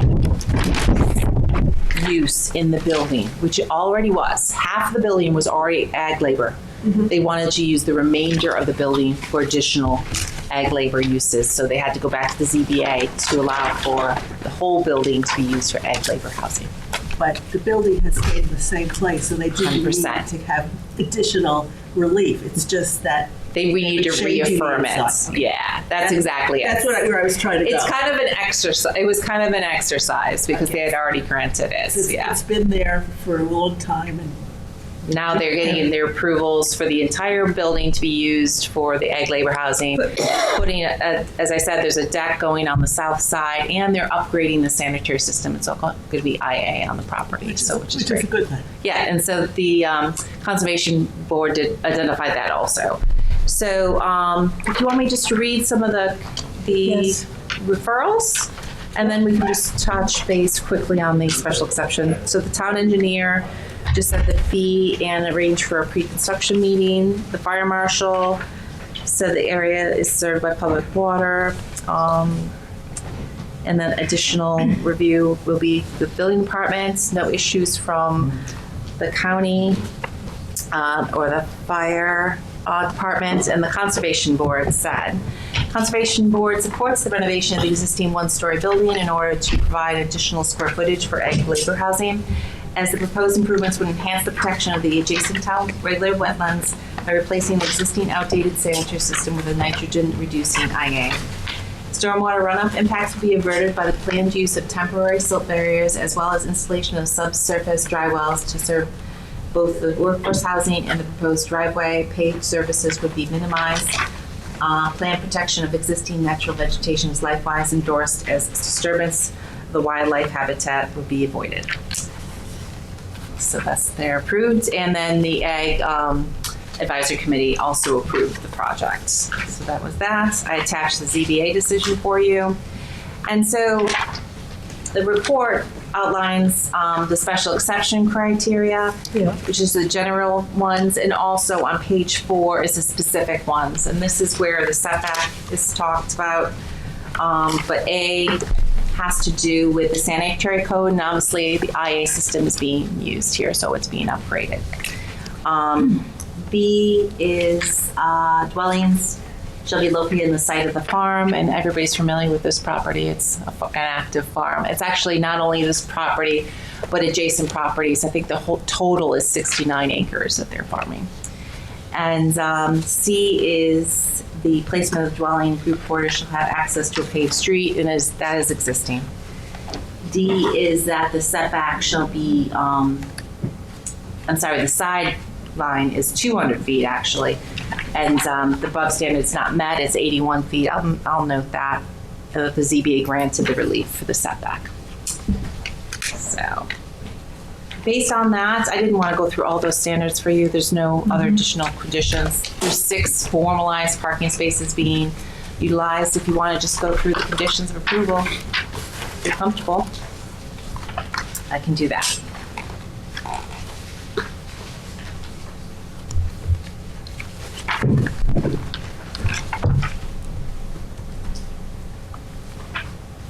And where's the porch? At the rear? Yeah, you know where you see it? I wanted them to just revise the main site plan. Just if you look at the site plan. Did you open your site plan? I have just erosion control. Oh, what's that say? Okay, so this main piece doesn't show it, but this detail does. You can see this is the trellis, and then this is a porch that's screened in on that side. So is that the western side? It's going to be the south side. South side, yeah. Okay. So I'm just going to have them put this on the main portion of the site plan, so it's just easy to plug in to show the wetland setback, so everybody knows what it is. So that's a condition of approval. So all the standards are pretty clearly met, right? Yeah, so if you look at the resolution itself, you'd be approving a wetlands permit. And the first 10 are the general conditions that we have with every application, but the specific ones here are one, the construction shall be strictly conformed to the final revised plan established by the planning board. 2, a project limiting fence shall be installed. And 3, the housing and screened-in porch shall be equipped with leaders and gutters to accommodate 3-inch rainfall. And that's all been approved by the town engineer. The second resolved would be to approve the special exception use for the ag labor housing. And then the third resolved is the site plan approval. And so the changes of the site plan would be 1A, indicate the aisle width for the handicap space to be 8 foot wide. It's currently shown as 5 foot. That's the old standard. It's now 8 feet for handicap space. Show the wetland setbacks to all existing proposed structures. Show the trellis and porch on the site plan with wetland setbacks. And then the building plans need the licensed professional to be stamped. And then the general conditions are the staking of the disturbance, comply with the fire marshal, screening of HVAC, no dust lighting fixtures. Any lighting shall be 2700 K, no public address system, construction meeting, inspection with the town engineer, submission of lighting fixtures, engineer fee, and the affidavit, and 6 sets of plans. Any increase in parking? So 6 parking spaces are shown. They had an informal, it was a parking lot there, and they're just gonna formalize it and bring it up against the building. So But they don't need any more than the 6? No, no more than the 6. Okay. It's all in an area that's already been disturbed, so it's just a formalization. Any questions? Motion? Motion by Kate, second by Gloria, all in favor? Aye. Opposed, abstentions, 5 in favor, 2 absent. Okay. Okay, Claire, you are then Area T? Yes, Area T. So last meeting, we had discussed this, and I was just going to write up the seeker on this, and as I was writing it up, I had a lot of comments, so Yeah. go through it. Okay. What we discussed at the last meeting was that the traffic, there was a traffic report done by R&M Engineering. I think you were satisfied with that. So I've written a resolution to recommend a negative declaration. This is secret? This would be secret, yes.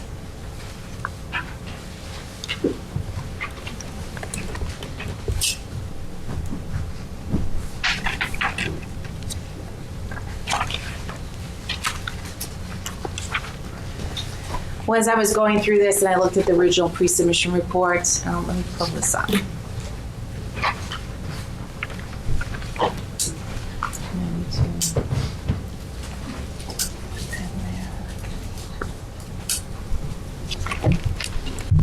It was important to the planning board that they retain some natural vegetation on the property in the front, so I've included that language under impact on lands.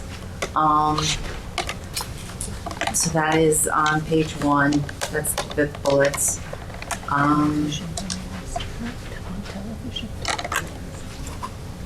So groundwater impact, obviously it's going to be an IA system. It'll be public water. It is sole source, and then a SWIP permit would have to be submitted to the town engineer. Impacts on plants and animals has to do with the long-eared bat and the clearing window. Impacts on aesthetic, I think we had discussed this at the August meeting. That's the building, the appearance of the building. I do have the building plans. You did see them last meeting. Did you have any issues, or did you remember that? Or did you want to take a peek? Take a peek. It's the 3 buildings, 10, 10, 12, and 7, right?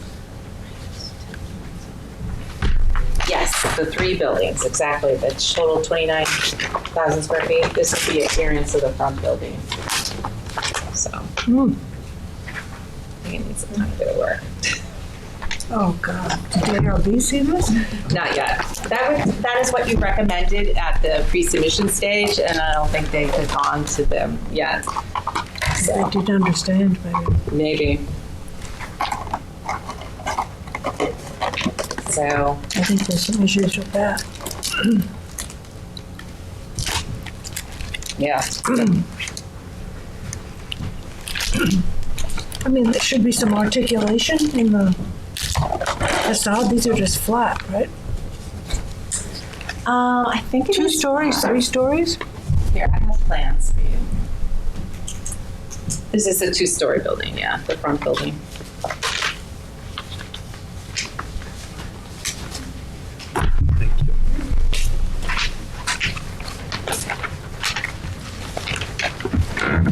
Let me see.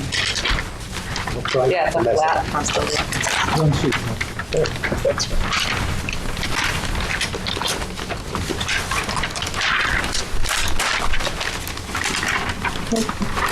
Each building looks like this? That's the front building. That's the one that fronts on Montauk Highway.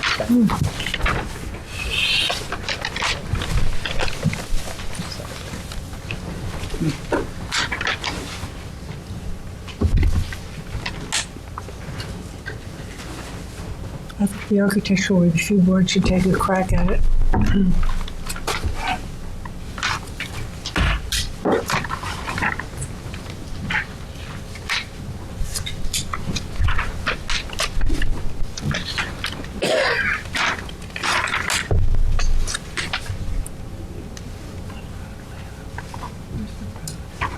It's here. Montauk Highway. Here. Yeah.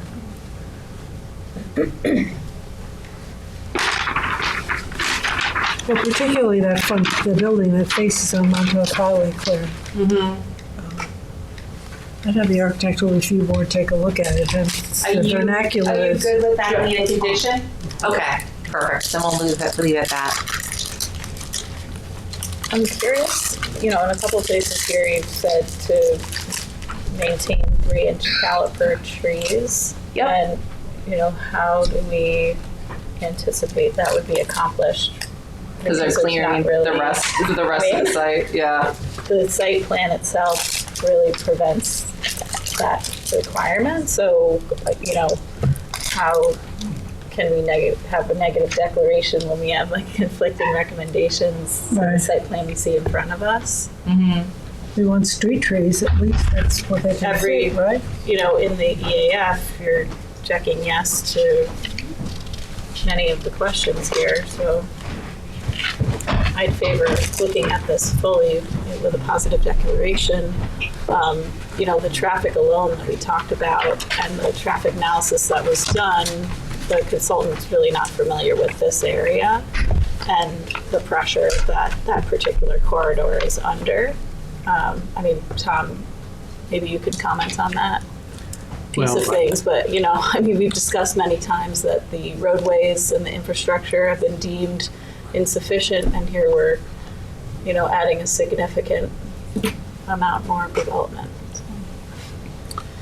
Yeah, as I look at the impact on transportation summary here, I would take out potentially, and I would take out the word small. I think the study did show that it will have an impact on traffic. There's no question about it. Was that the 10% increase on that? That was that 10%. 9.8 or something. 9.7%. That's, so I don't know if, I'm not sure about the neg deck versus a, pos deck or not. I haven't quite, I think it would need to be a number of issues, but I do think there's certainly going to be an impact on traffic. There's no question about it. Yep.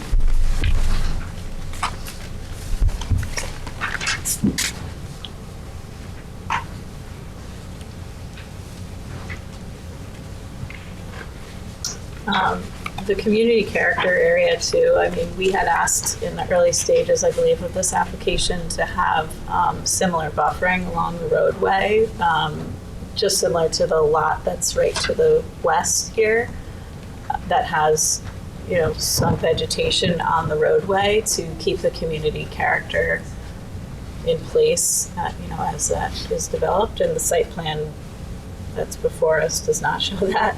So, I just think when I'm looking at this, there's some inconsistencies, and knowing the area very well, would like to slow down the process to really fully examine the impact of this project. If I just could, David Gilmore for the applicant.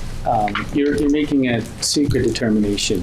We've got to go to the zoning board and get relief for this plan and then come back for a site plan. So a lot of the issues that you bring up rightfully are things that we can and will deal with in site plan. When you brought up the lot to the west, I spoke to my client he owns that lot as well, so he's very willing to do that on that lot. But again, I think if we can get through SECRA and then deal with the site plan issues like going to the ARB and the buffer in front, we can overcome those. Where's that put us, Claire? A more, I am counting 2 people who have concerns with a negative declaration, so I kind of need to hear from other people. But this document, there's 2 things we could do. The applicant could be maybe hearing what you're having concerns with and maybe address them, or I can table this and write something that is reflective of what is Kate and Tom has just said. I do too. I have concern. You could add me to that. Okay. Yeah. I need to kind of count how everybody else's. How about Gloria? I'm sorry? Your You have concerns about this? Yes. Yeah, I think, yeah, so what would you suggest now to just? Well, I'm offering the applicant. Are we on an action deadline for this? We are. But I have no problem, because I have some, based upon your just comments, this document can be modified, but I want to, you should probably hear from the applicant. David, can we get an extension on this? Because clearly we have some issues. Sure, if you can just outline exactly what the issues are. Traffic's traffic, there's no. Traffic, architecture. Would you want somebody to look at the traffic, the analysis that was done? I mean, or are you concluding? I tend to believe what the report said. I think it's a pretty legitimate report. We could have somebody else look at it, but. I mean, the traffic report said there was going to be an impact. Right. So we can't ignore that. Right. 10% increase is substantial. Right.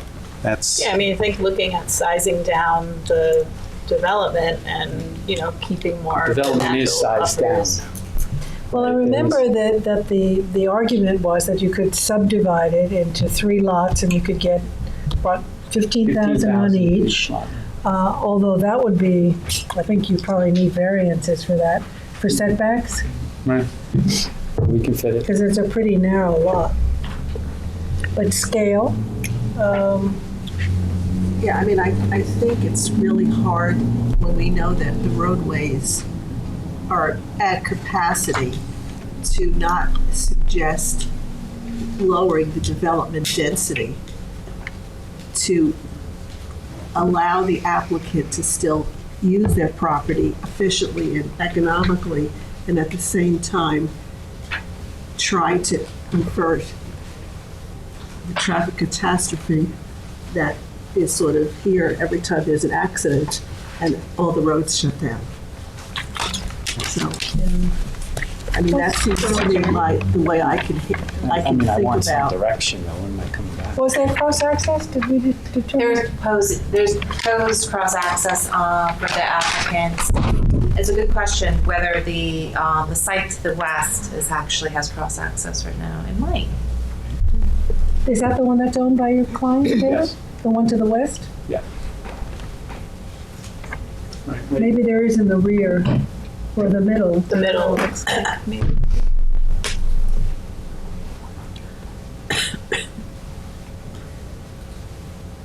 The reason why I'm suggesting positive declaration is just to have a more thorough, coordinated review. We have a lot of development going on. We have significant traffic and infrastructure pressures, and I think we need to be careful and look at it carefully. So I mean, that's a huge. that's our job. Land with a conditional Right? And you're doing your job. And I respect that. No. Oh, because It's type 1. Yeah. Type 1.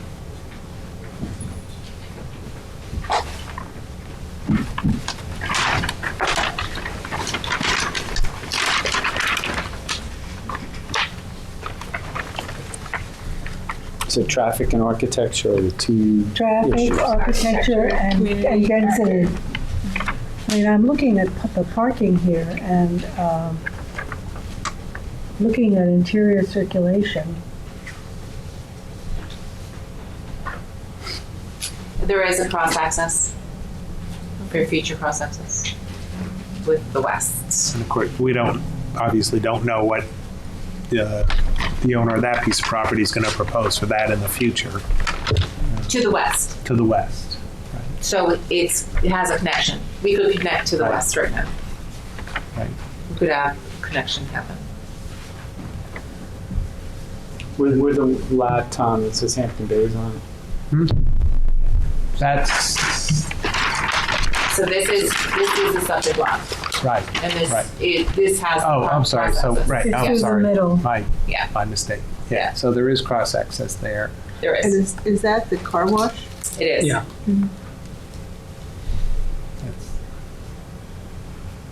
So we'd have to make sure that the cross-access works with this plan, Claire. I'm not quite sure it does. Yeah, I mean. Because you're going right through a The car parking. wash, the car wash, you kind of go in and then you do this and there's a lineup of cars waiting.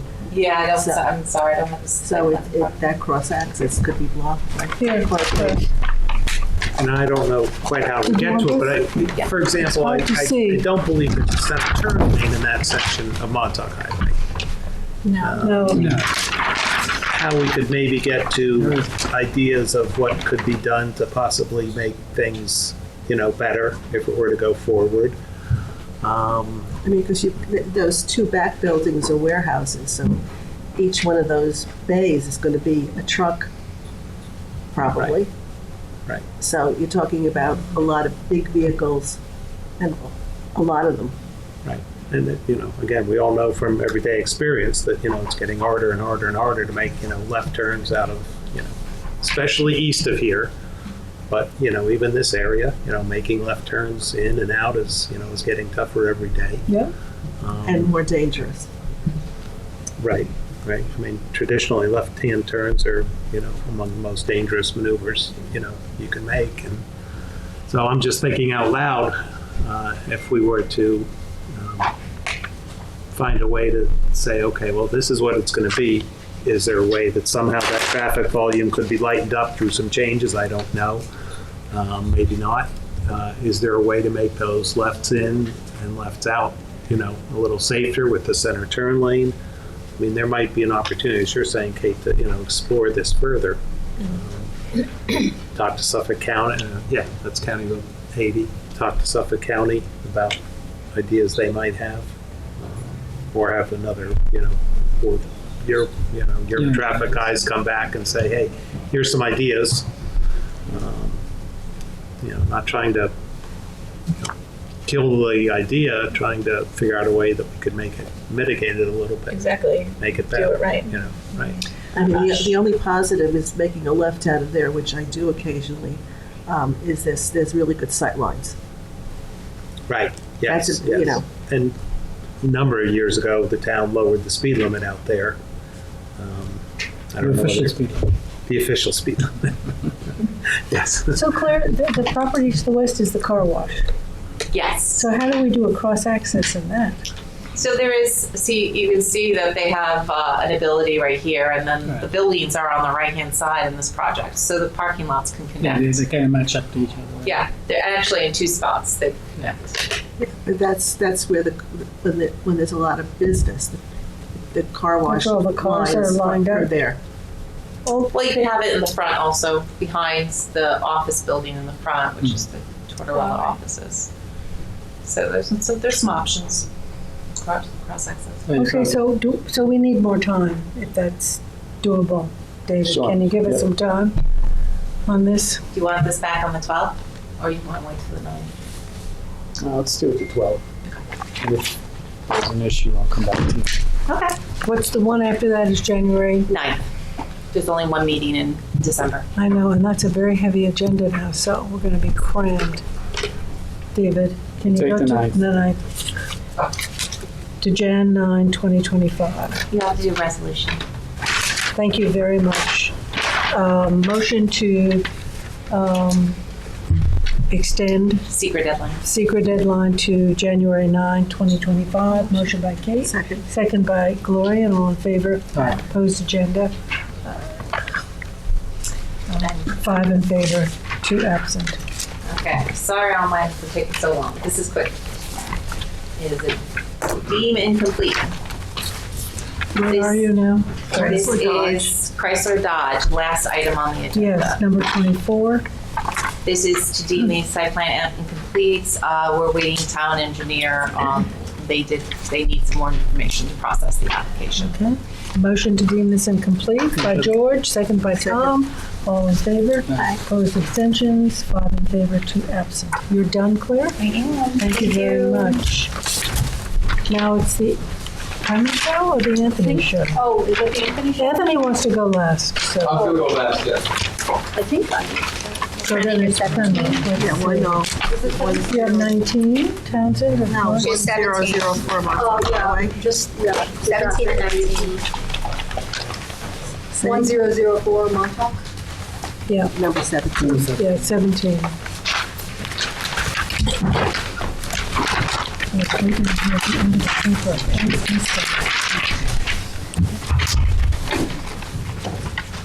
It's a good system. But they're running out of paper. This book. We need a new book.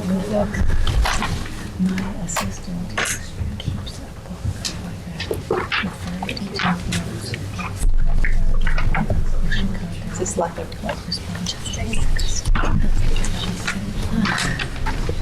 Change.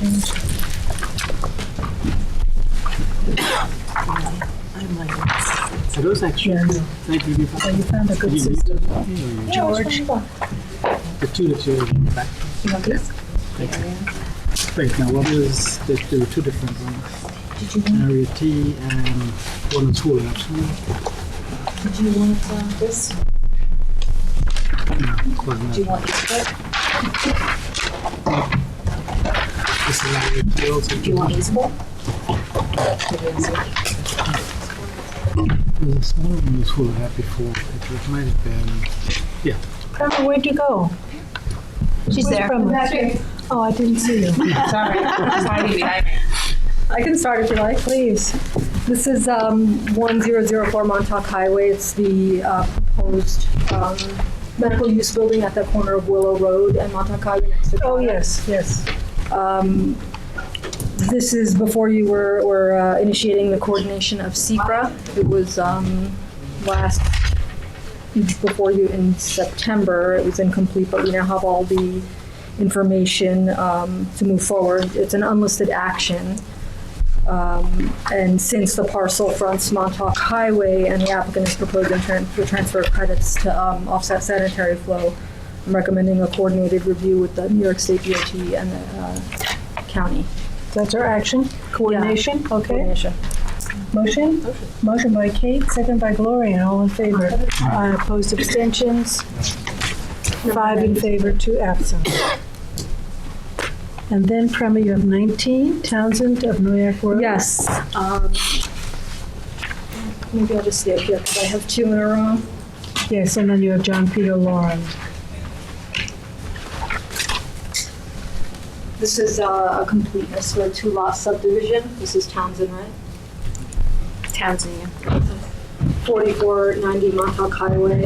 Noyak Road. Oh, yeah. I'm on a Montauk Highway.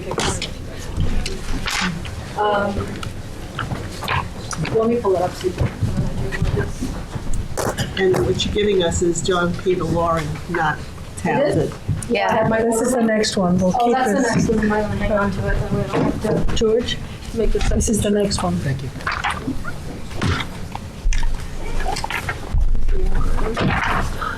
Seth, I'm sorry. You It's quite all right. have one, right? Oh, do you want to see him? He's always the last guy. I don't need to do that, Seth. It's a re-veg? No, it's a site plan. Okay. Completeness. Anyway, George.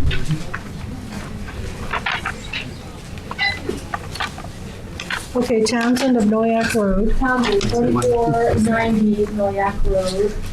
It's sort of on the east end of Noyak, just before you get to Brick Hill. It's a 2-lot subdivision. We're considering completeness so we can set the hearing date. Okay. 1.15 acre in R15 zoning. There is an existing residential dwelling on the lot, or what would be lot 1. And the application is complete. It is complete, even though you've got some notes here, like not ownership, not access street. Oh yeah, those are, they're not enough to deem it incomplete. They've addressed everything that we need to move forward. Yeah. So you want to schedule a public hearing for what, the 9th? The 9th of January, yeah. Okay, so we'll deem this complete, and Jan 9, 25. Motion by Gloria, and second by Kate. All in favor? Opposed, abstentions? 5 in favor, 2 absent. And then you have number 20. We have the paperwork. John Peter Lauren. John Peter Lauren, 2899 Noyak Road. This is close to Millstone and is it Cedar Point Lane, I think? Yeah, Cedar Point Lane. This is a lot here, the one outlined in red. This is for another 2-lot subdivision. We're considering completeness to set the hearing. It was deemed incomplete, I forget when, I think it was in July. But we do have everything now, updated maps, updated flagging of the wetlands. And it's complete. I think someone's here, Joe Lombardi's here if you have any questions, but we're looking for a January 23rd hearing date. Any questions, Joe? That's it? Okay, we're deeming complete, scheduling it for January 23rd, 2025, public hearing. Motion by Gloria, second by Kate. All in favor? Aye. Opposed, abstentions? 5 in favor, 2 absent. You're done, Brenna? Yeah, thank you very much. Seth. Number 22, 97 School Street.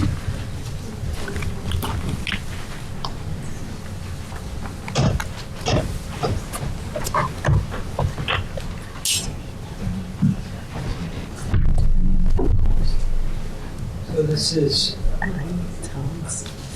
this very small lot behind the Candy Kitchen, next to the town parking lot there.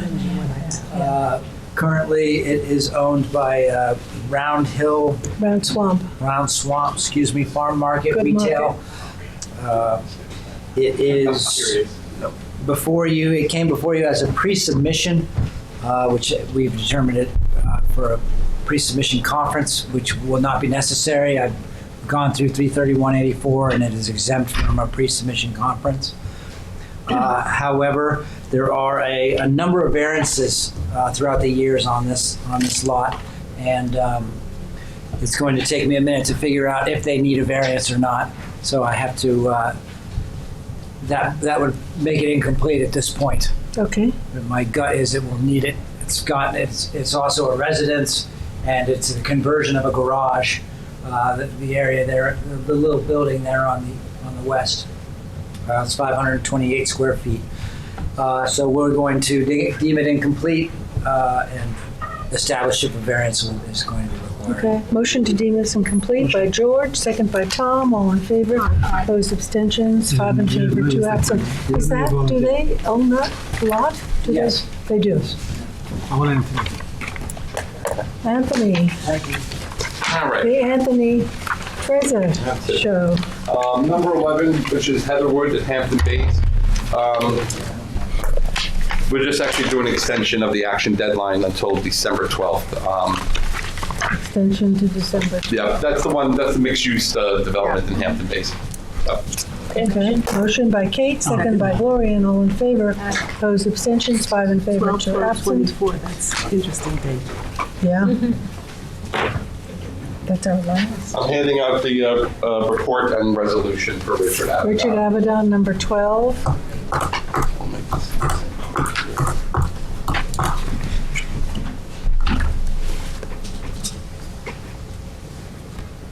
This is the old Bridgehampton road races subdivision there. This was the parcel sitting right out there in the middle.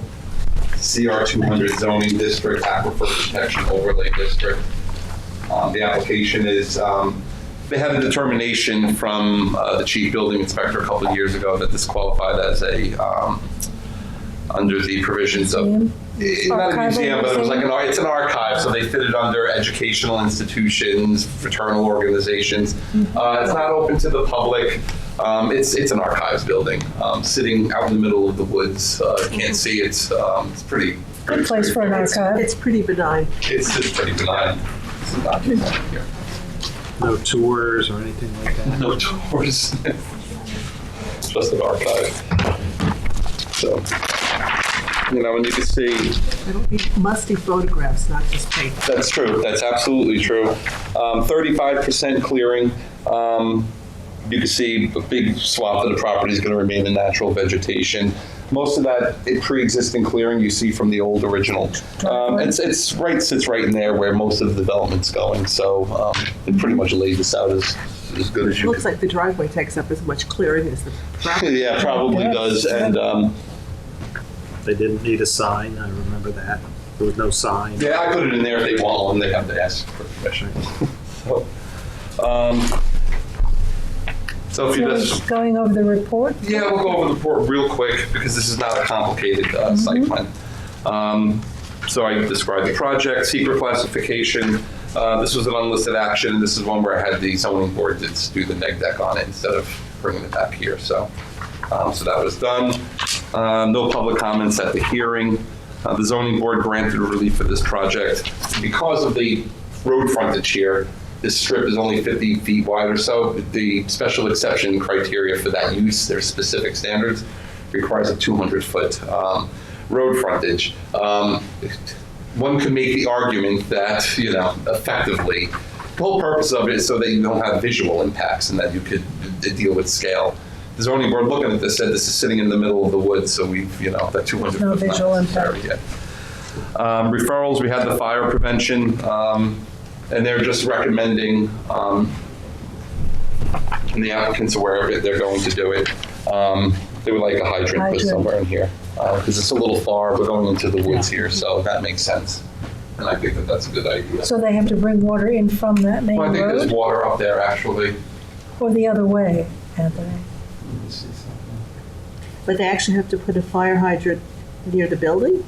They want it, they called it in their drive-around area. Okay. That's where they're recommending. So water on the means.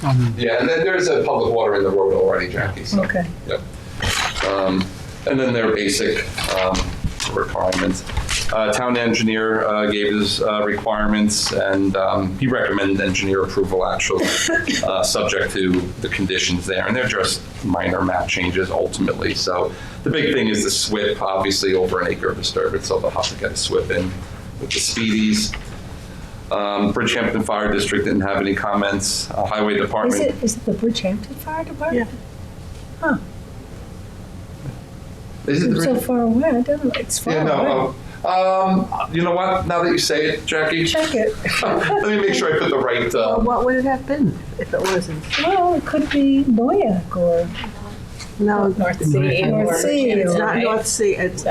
There is no Noyak. Does Noyak Fire Noyak have a Department. It's fire Sag Harbor. Sag Harbor. No, I didn't think Yeah, it doesn't. Noyak. What it says up here, Noyak Protection. Fire district? Yeah. What is it? Noyak. Noyak. So that's probably like co-operated by Bridgehampton and North Sea, whoever gets the call. Exactly. How do you fix that? Because there is no North Sea, no Noyak Fire Department. North Sea and Bridgehampton. Yeah. Highway Department, no recommendation. Suffolk County Planning, Economic Development and Planning, matter for local determination. The ARB approved it with no changes October 1st. The next section are the special exception criteria, which are the general ones. And here, just, big thing with this project, this is good. They're going to do a third of the parking as land banking because we don't need the parking. No. They're also doing permeable grass pavers for the regular parking. The woman can stay here. They've agreed. They'll put in, because there's 38 parking spaces, they'll put in the 2 charging stations. Are we doing that? So we'll put that in the resolution. So, I mean, they're doing a pretty good job here, I think, overall with this site plan. So the special exception criteria, they're meeting their parking. There's no parking demand. There's no traffic impacts. They're maintaining the clearing. They're maintaining buffers.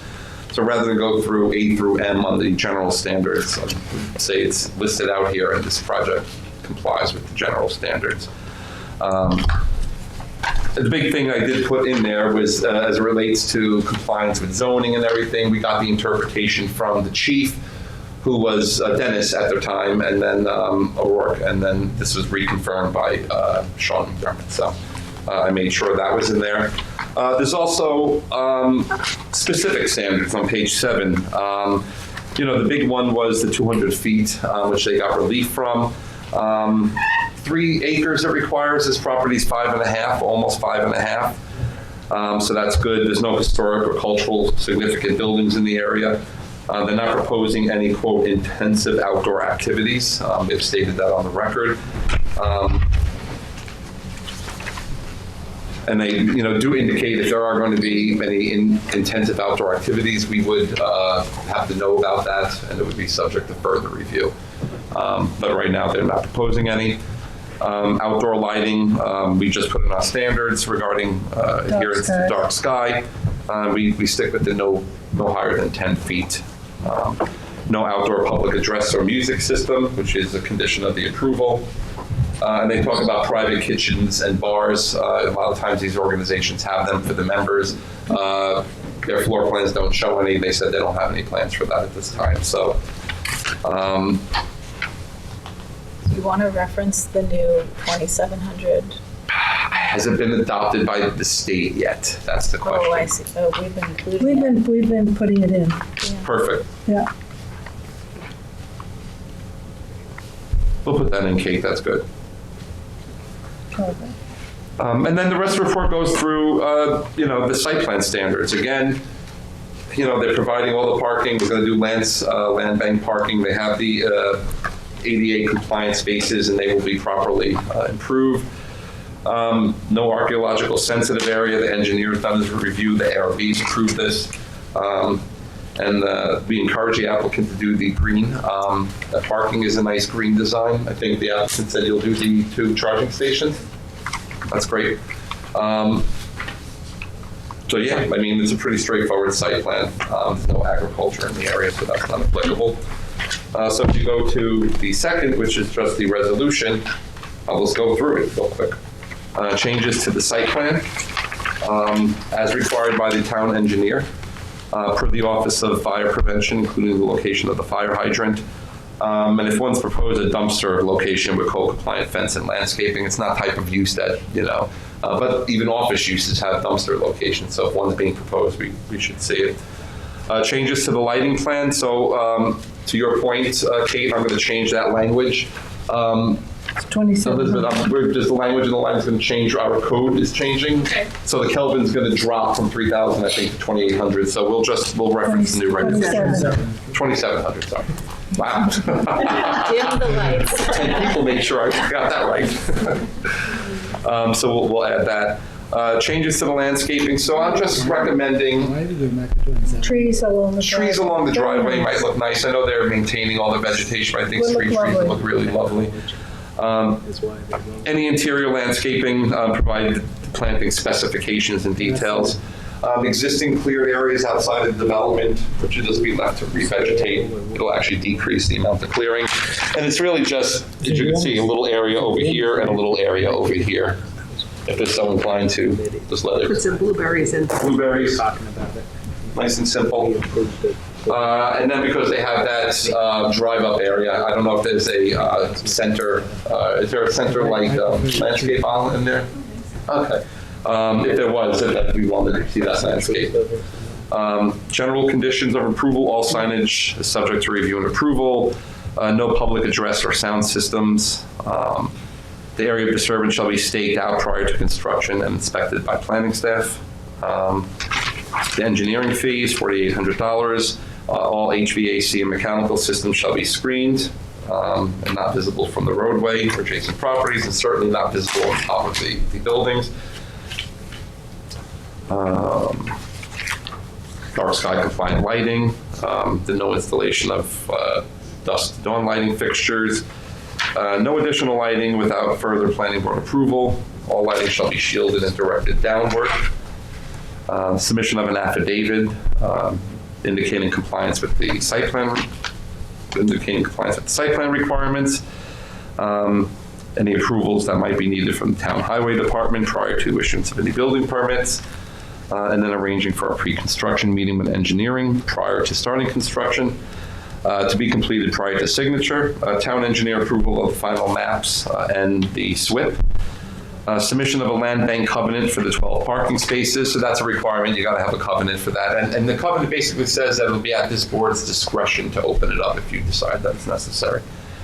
The notarized affidavit, and then the 6 sets of plans for signature, and then based on the landscaping, a maintenance bond. Beyond that, pretty straightforward. Any comments? When do we see the landscaping plan? With everything else, as you're meeting the conditions, just give it to me and just give me everything to review before you submit final maps. Okay. Motion to approve by Tom, second by George. All in favor? Aye. Opposed, abstentions, 5 in favor, 2 absent. Thank you. Thank you so much. Thank you. Number 13, Howard Irrevocable Is Living off the Trust agenda. is off the agenda. So then we're moving to number 15, Hampton Cove Estates. That's going to be an extension until December 12th. Just so the board knows, I'm still working with them to see about septic system on that property. Okay, motion to extend to December 12th by Kate, second by Gloria, all in favor. Aye. Opposed, abstentions, 5 in favor, 2 absent. And then Anthony, you have number 18. Yep, 911 Flanders. They just keep extending this. You know, we had the conditional neg deck, so they've extended the secret action deadline until January 9th of 2025. Till 1/9/25. Okay, we're forgetting that conditional like that completely, remember? That was Frith we were talking about. Oh, We're getting our conditional neg decks all this stuff. Okay, so motion for the extension till 1/9. Motion by Gloria and second by Kate. All in favor? Aye. Opposed, abstentions, 5 in favor, 2 absent. 3310 Noyak. Noyak, yep. This is Judge Burke's property where we looked at. Oh, yeah. So we just had them start over because the project's changing. yes. So it's going to be a phase. This is a pre-submission, by the way. So we're not too formal. The plan, initially we were going to have 14 and all sorts of stuff, but health department regulations become an issue. The other side of it is when you're doing 8 or 10 or 12 affordable housing units and you got to put in the sewage treatment, it makes it hard to do affordable housing. So we're working with the applicant here. What they're going to do is maintain this existing house, and then they're going to do big house. The big house. Big house. They're doing two apartment buildings with 4 apartments in each for a total of 8 in this case. All affordable? All affordable, 100% affordable. 2 phases. They could do the 4 with no fanfare from the health department, and then we got to try to help them on the other 4. So right now we're just going to schedule the pre-submission conference for this. January 23rd. Okay, motion for January 23rd. Motion by Gloria, second by Kate. All in favor? Aye. Opposed, abstentions, 5 in favor, 2 absent. Then 23 is Rabbit Hole Restaurant. This is the one right near, we had the discussion. It's right near Edgewater. Edgewater, yes, And Edgewater. 2 houses or 2, that's right, 2 different structures. Yeah, or 2 structures. Right. So we're on a pre-submission actually, so they submitted for a pre-submission. They're showing parking, they're showing an addition to the existing building for a restaurant. They don't show anything over here for that second, Another structure. accessory. They show it being removed. However, I will say they did get a determination from the chief building inspector that you can in fact have the second structure with an accessory clam bar or an accessory that would not be considered a second use. So if they did go in that direction, he made that determination. But in any case, this is just a pre-submission, so let's schedule it for January 23rd. 123, 25. Motion by Gloria and second by Kate. All in favor? Aye. 5 in favor, 2 absent. And then I think that's all I had. And then I was doing a walk-on, it was sort of an emergency walk-on. Wayne and For Wayne? right, yeah. So this is the Lewis Road PRD, and now we're getting to that time of year where people can start clearing because of the bad window. Right. They'll explain. There were some changes that were made to the conservation management plan in accordance with the pine barrens because there was a fire, there was dead vegetation, so they had to make some changes. But we require to see those changes, and you know. Lord. Wayne. So good afternoon. Good afternoon. And, thank you for squeezing us on. Wayne Shaver, Sensitive Approving for the applicant, DLV Quag, LLC, as well as Brand Rand from Nelson Pope Boreas. We handed you out for the record to try to summarize and keep this very brief. But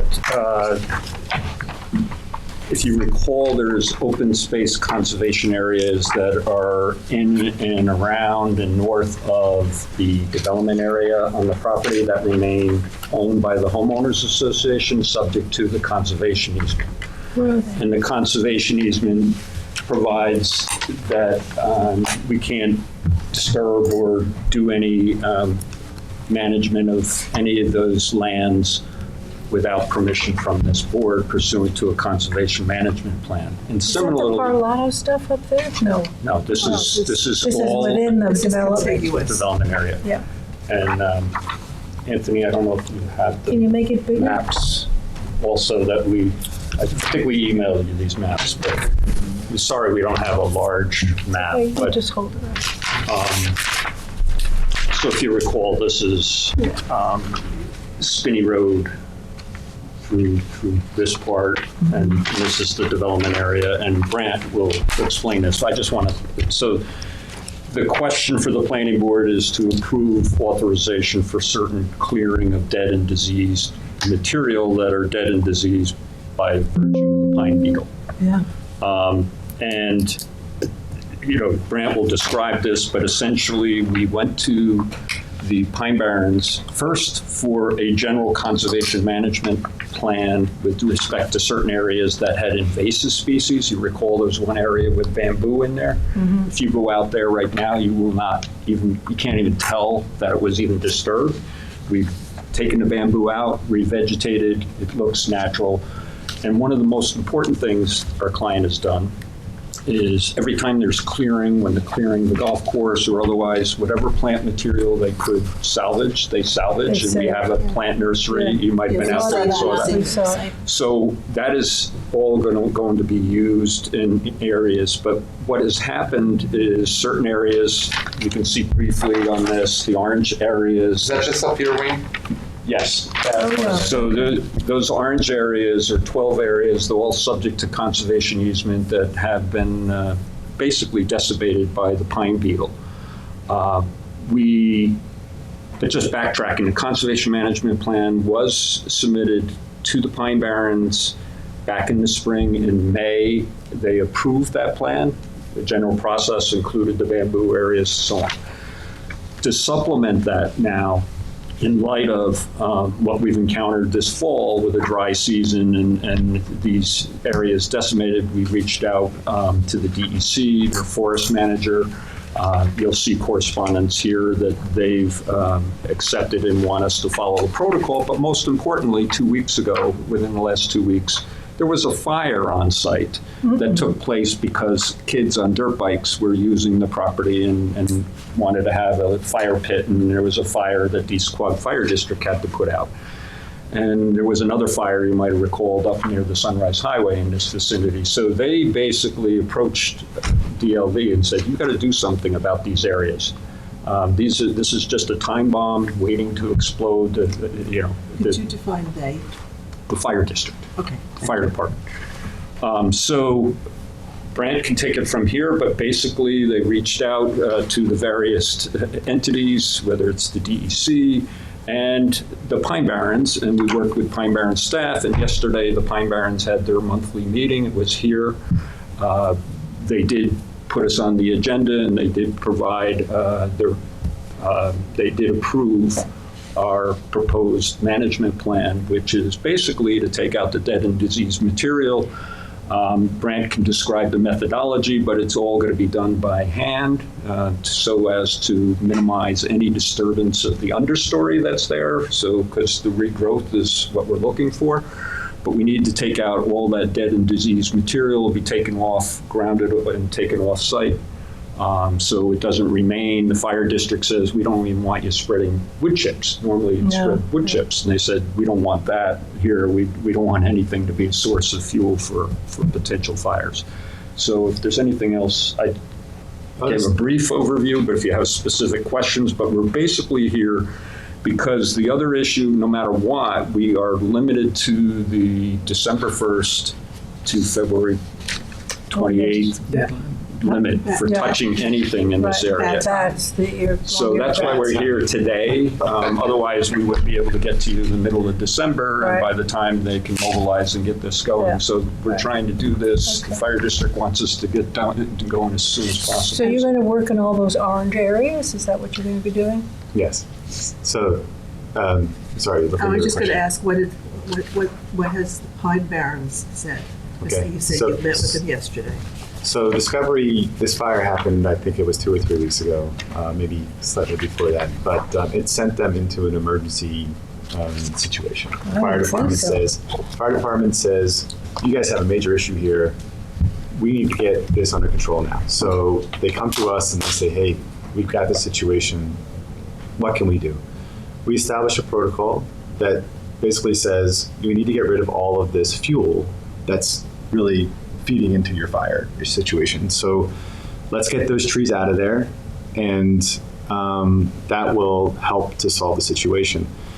First step was we have to work with the Pine Barren Commission to do that. How do we do that? We have a conservation management plan in place. We have grants of conservation easements in place. Both of those documents speak to the ability for the owner to maintain dead and diseased, or what they say, noxious vegetation.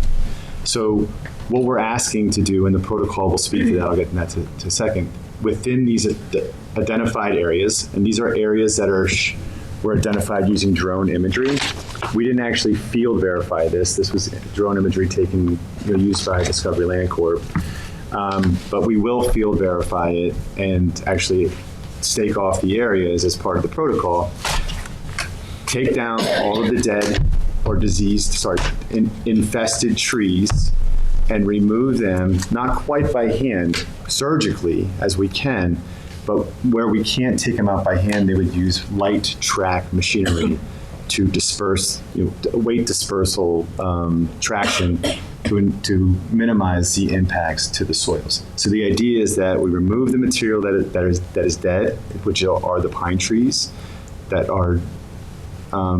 were infested with the southern pine beetles, and then allow all of the existing vegetation and seed stock to remain.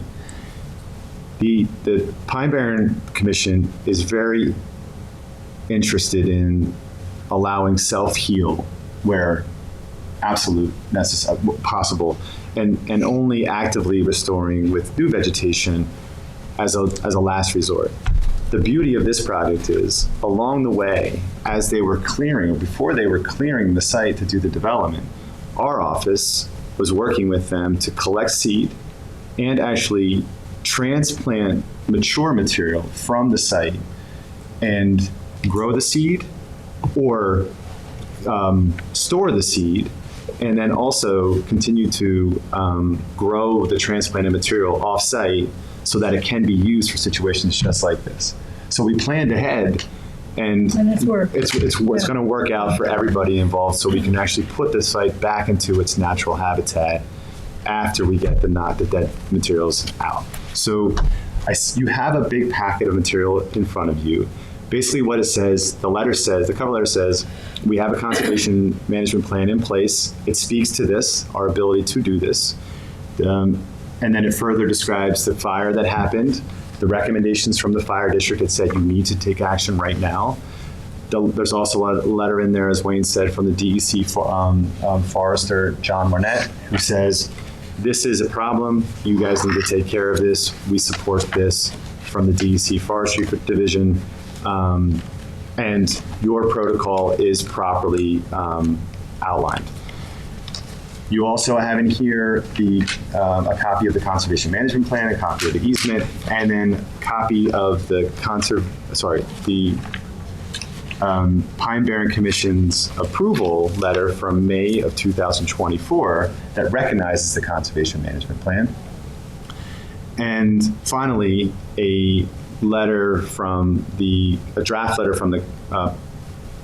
Pine Barren Commission that approves the methodology that we put into place for this minimally invasive tree removal. This is not a clearing exercise.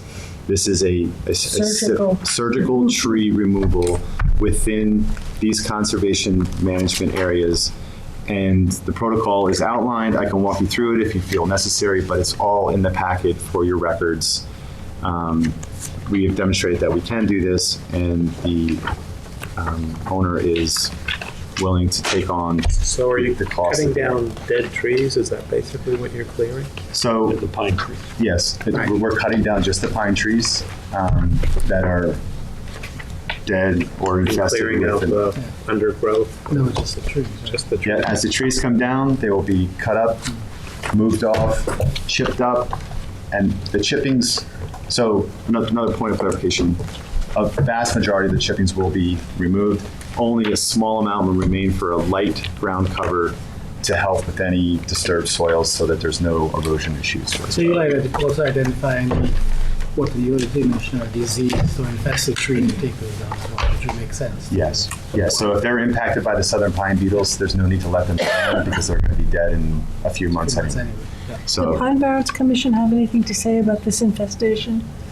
They have a whole issue going on side issue, the whole program and protocol Do that they're they? discussing. Yeah. Because boy, areas of our, when you drive area along have just been 27, decimated. we were actually trying to get them early on to do an early intervention using this site as a pilot program, because we had the financial means to do it here and say, hey, let us show you how this can work. And they just couldn't really get to the agreement, to see how it was going to happen. You were up there, 6 weeks ago, a month ago? Well, they were checking some things out. And we were there a few months before that. You can see the difference between when we were there 6 months ago versus a couple months ago. It's just stunning. So the idea is that we will survey these areas, or the areas will be surveyed. The areas in orange will be surveyed. Project limiting fences will be put along those areas. They will be inspected by the Pine Barren Commission. Actually asked that the town do the inspections, as was done during the original clearing. So our office will work with the town to make sure those inspections happen, and then we will monitor along the way to ensure that the activity is actually being undertaken properly and the area be put back into its natural habitat, either through self-heal or through active. Sounds like a good Do you thing. know, are the dirt bikers going up Spinney? Because there had been a fence there. There was a gate that the highway department maintained, and then the current superintendent took the gate down. I think he said that you folks had asked that it be removed. No. I questioned We've asked that for it to being be removed. replaced, and that has not occurred. You did? Oh. Yeah. Okay. No, for the very reason you're describing is to keep the dirt bikers out of that area. The idea I is questioned that why all that of was removed when it happened. all of the access comes off of Lewis Road. As you can see, that entranceway is now fully functioning. So, yeah, it would help to keep people off of the property for this reason. Well, particularly in this environment that's so fire sensitive. Yeah, So we're experiencing some really trying times right now. I just had one point.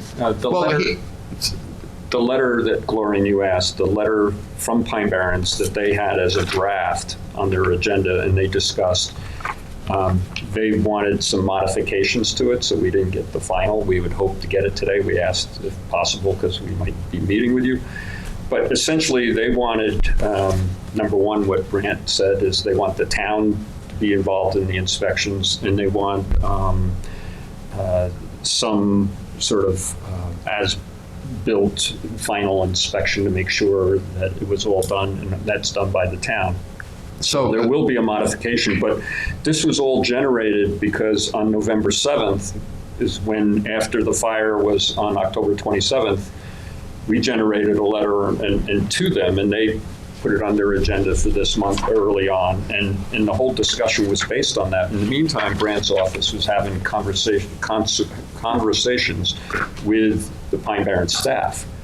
And so Brandt showed up yesterday with additional information, so there was an additional letter, which is part of the package. And so their letter is going to refer to that additional information and a couple other comments, but essentially they adopted this final report we should have, and we'll supply that with you. And you'll submit that to Anthony? Yes. Yeah. Yes. So, I think then, I think I heard Christine say something over there about a resolution. The idea, I mean, what you're looking for is a resolution to approve a modified conservation management plan. Well, we're not modifying, we're adding to it. Or you're implementing the conservation management in there. As it says, you could come in and do this subject to planning board approval. Right, it's just a resolution recognizing that the easement doesn't allow us to do that without your authorization, so the resolution would, pursuant to the easement, authorize us to do this work only. So you're not modifying. We're just acknowledging that you implementing this. these the circumstances. Yeah, we submit. What's the word? They're going to be implementing the conservation management plan to authorize the applicant to do the targeted tree management plan pursuant to whatever plans they gave us. And approved by the Pine Barrens. And approved by the Pine Barrens. Do we want Subject to all previous approvals, or such as the inspections and the as-built. Do we I was going want to say I want to. Do we want to we'll write that up. 100%. due to fire safety risk or anything? We are. You gotta Staff bring has that been doing- through Tom, too. I think Tom did a lot of the inspections. I don't know, whoever. Me, Claire, and Tom. Okay. And George and Tom go look all the time. And then I think you're you're talking welcome to about inspect You too. guys look all the I know, time. and I want to go back and see what's going on because it was really impressive. So in here it references the report of Discovery's activities by year end in terms of the restoring and revegetation areas of the That site. was separate. That's what you're, That was the other things, such as where the other part of the conservation management plan, that is in the works, and we're doing that for them. okay. That's sort of like the Could we bamboo be area. copied on that, just so Absolutely. that we're all, Absolutely. rounded together? So I don't know if you want to put that. Yeah, somewhere in the everything resolution.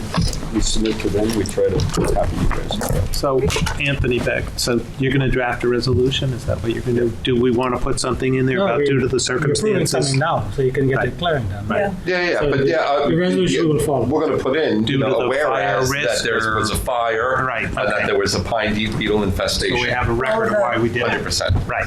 On this one, 100%. Yeah. So, Okay, so motion to approve this, what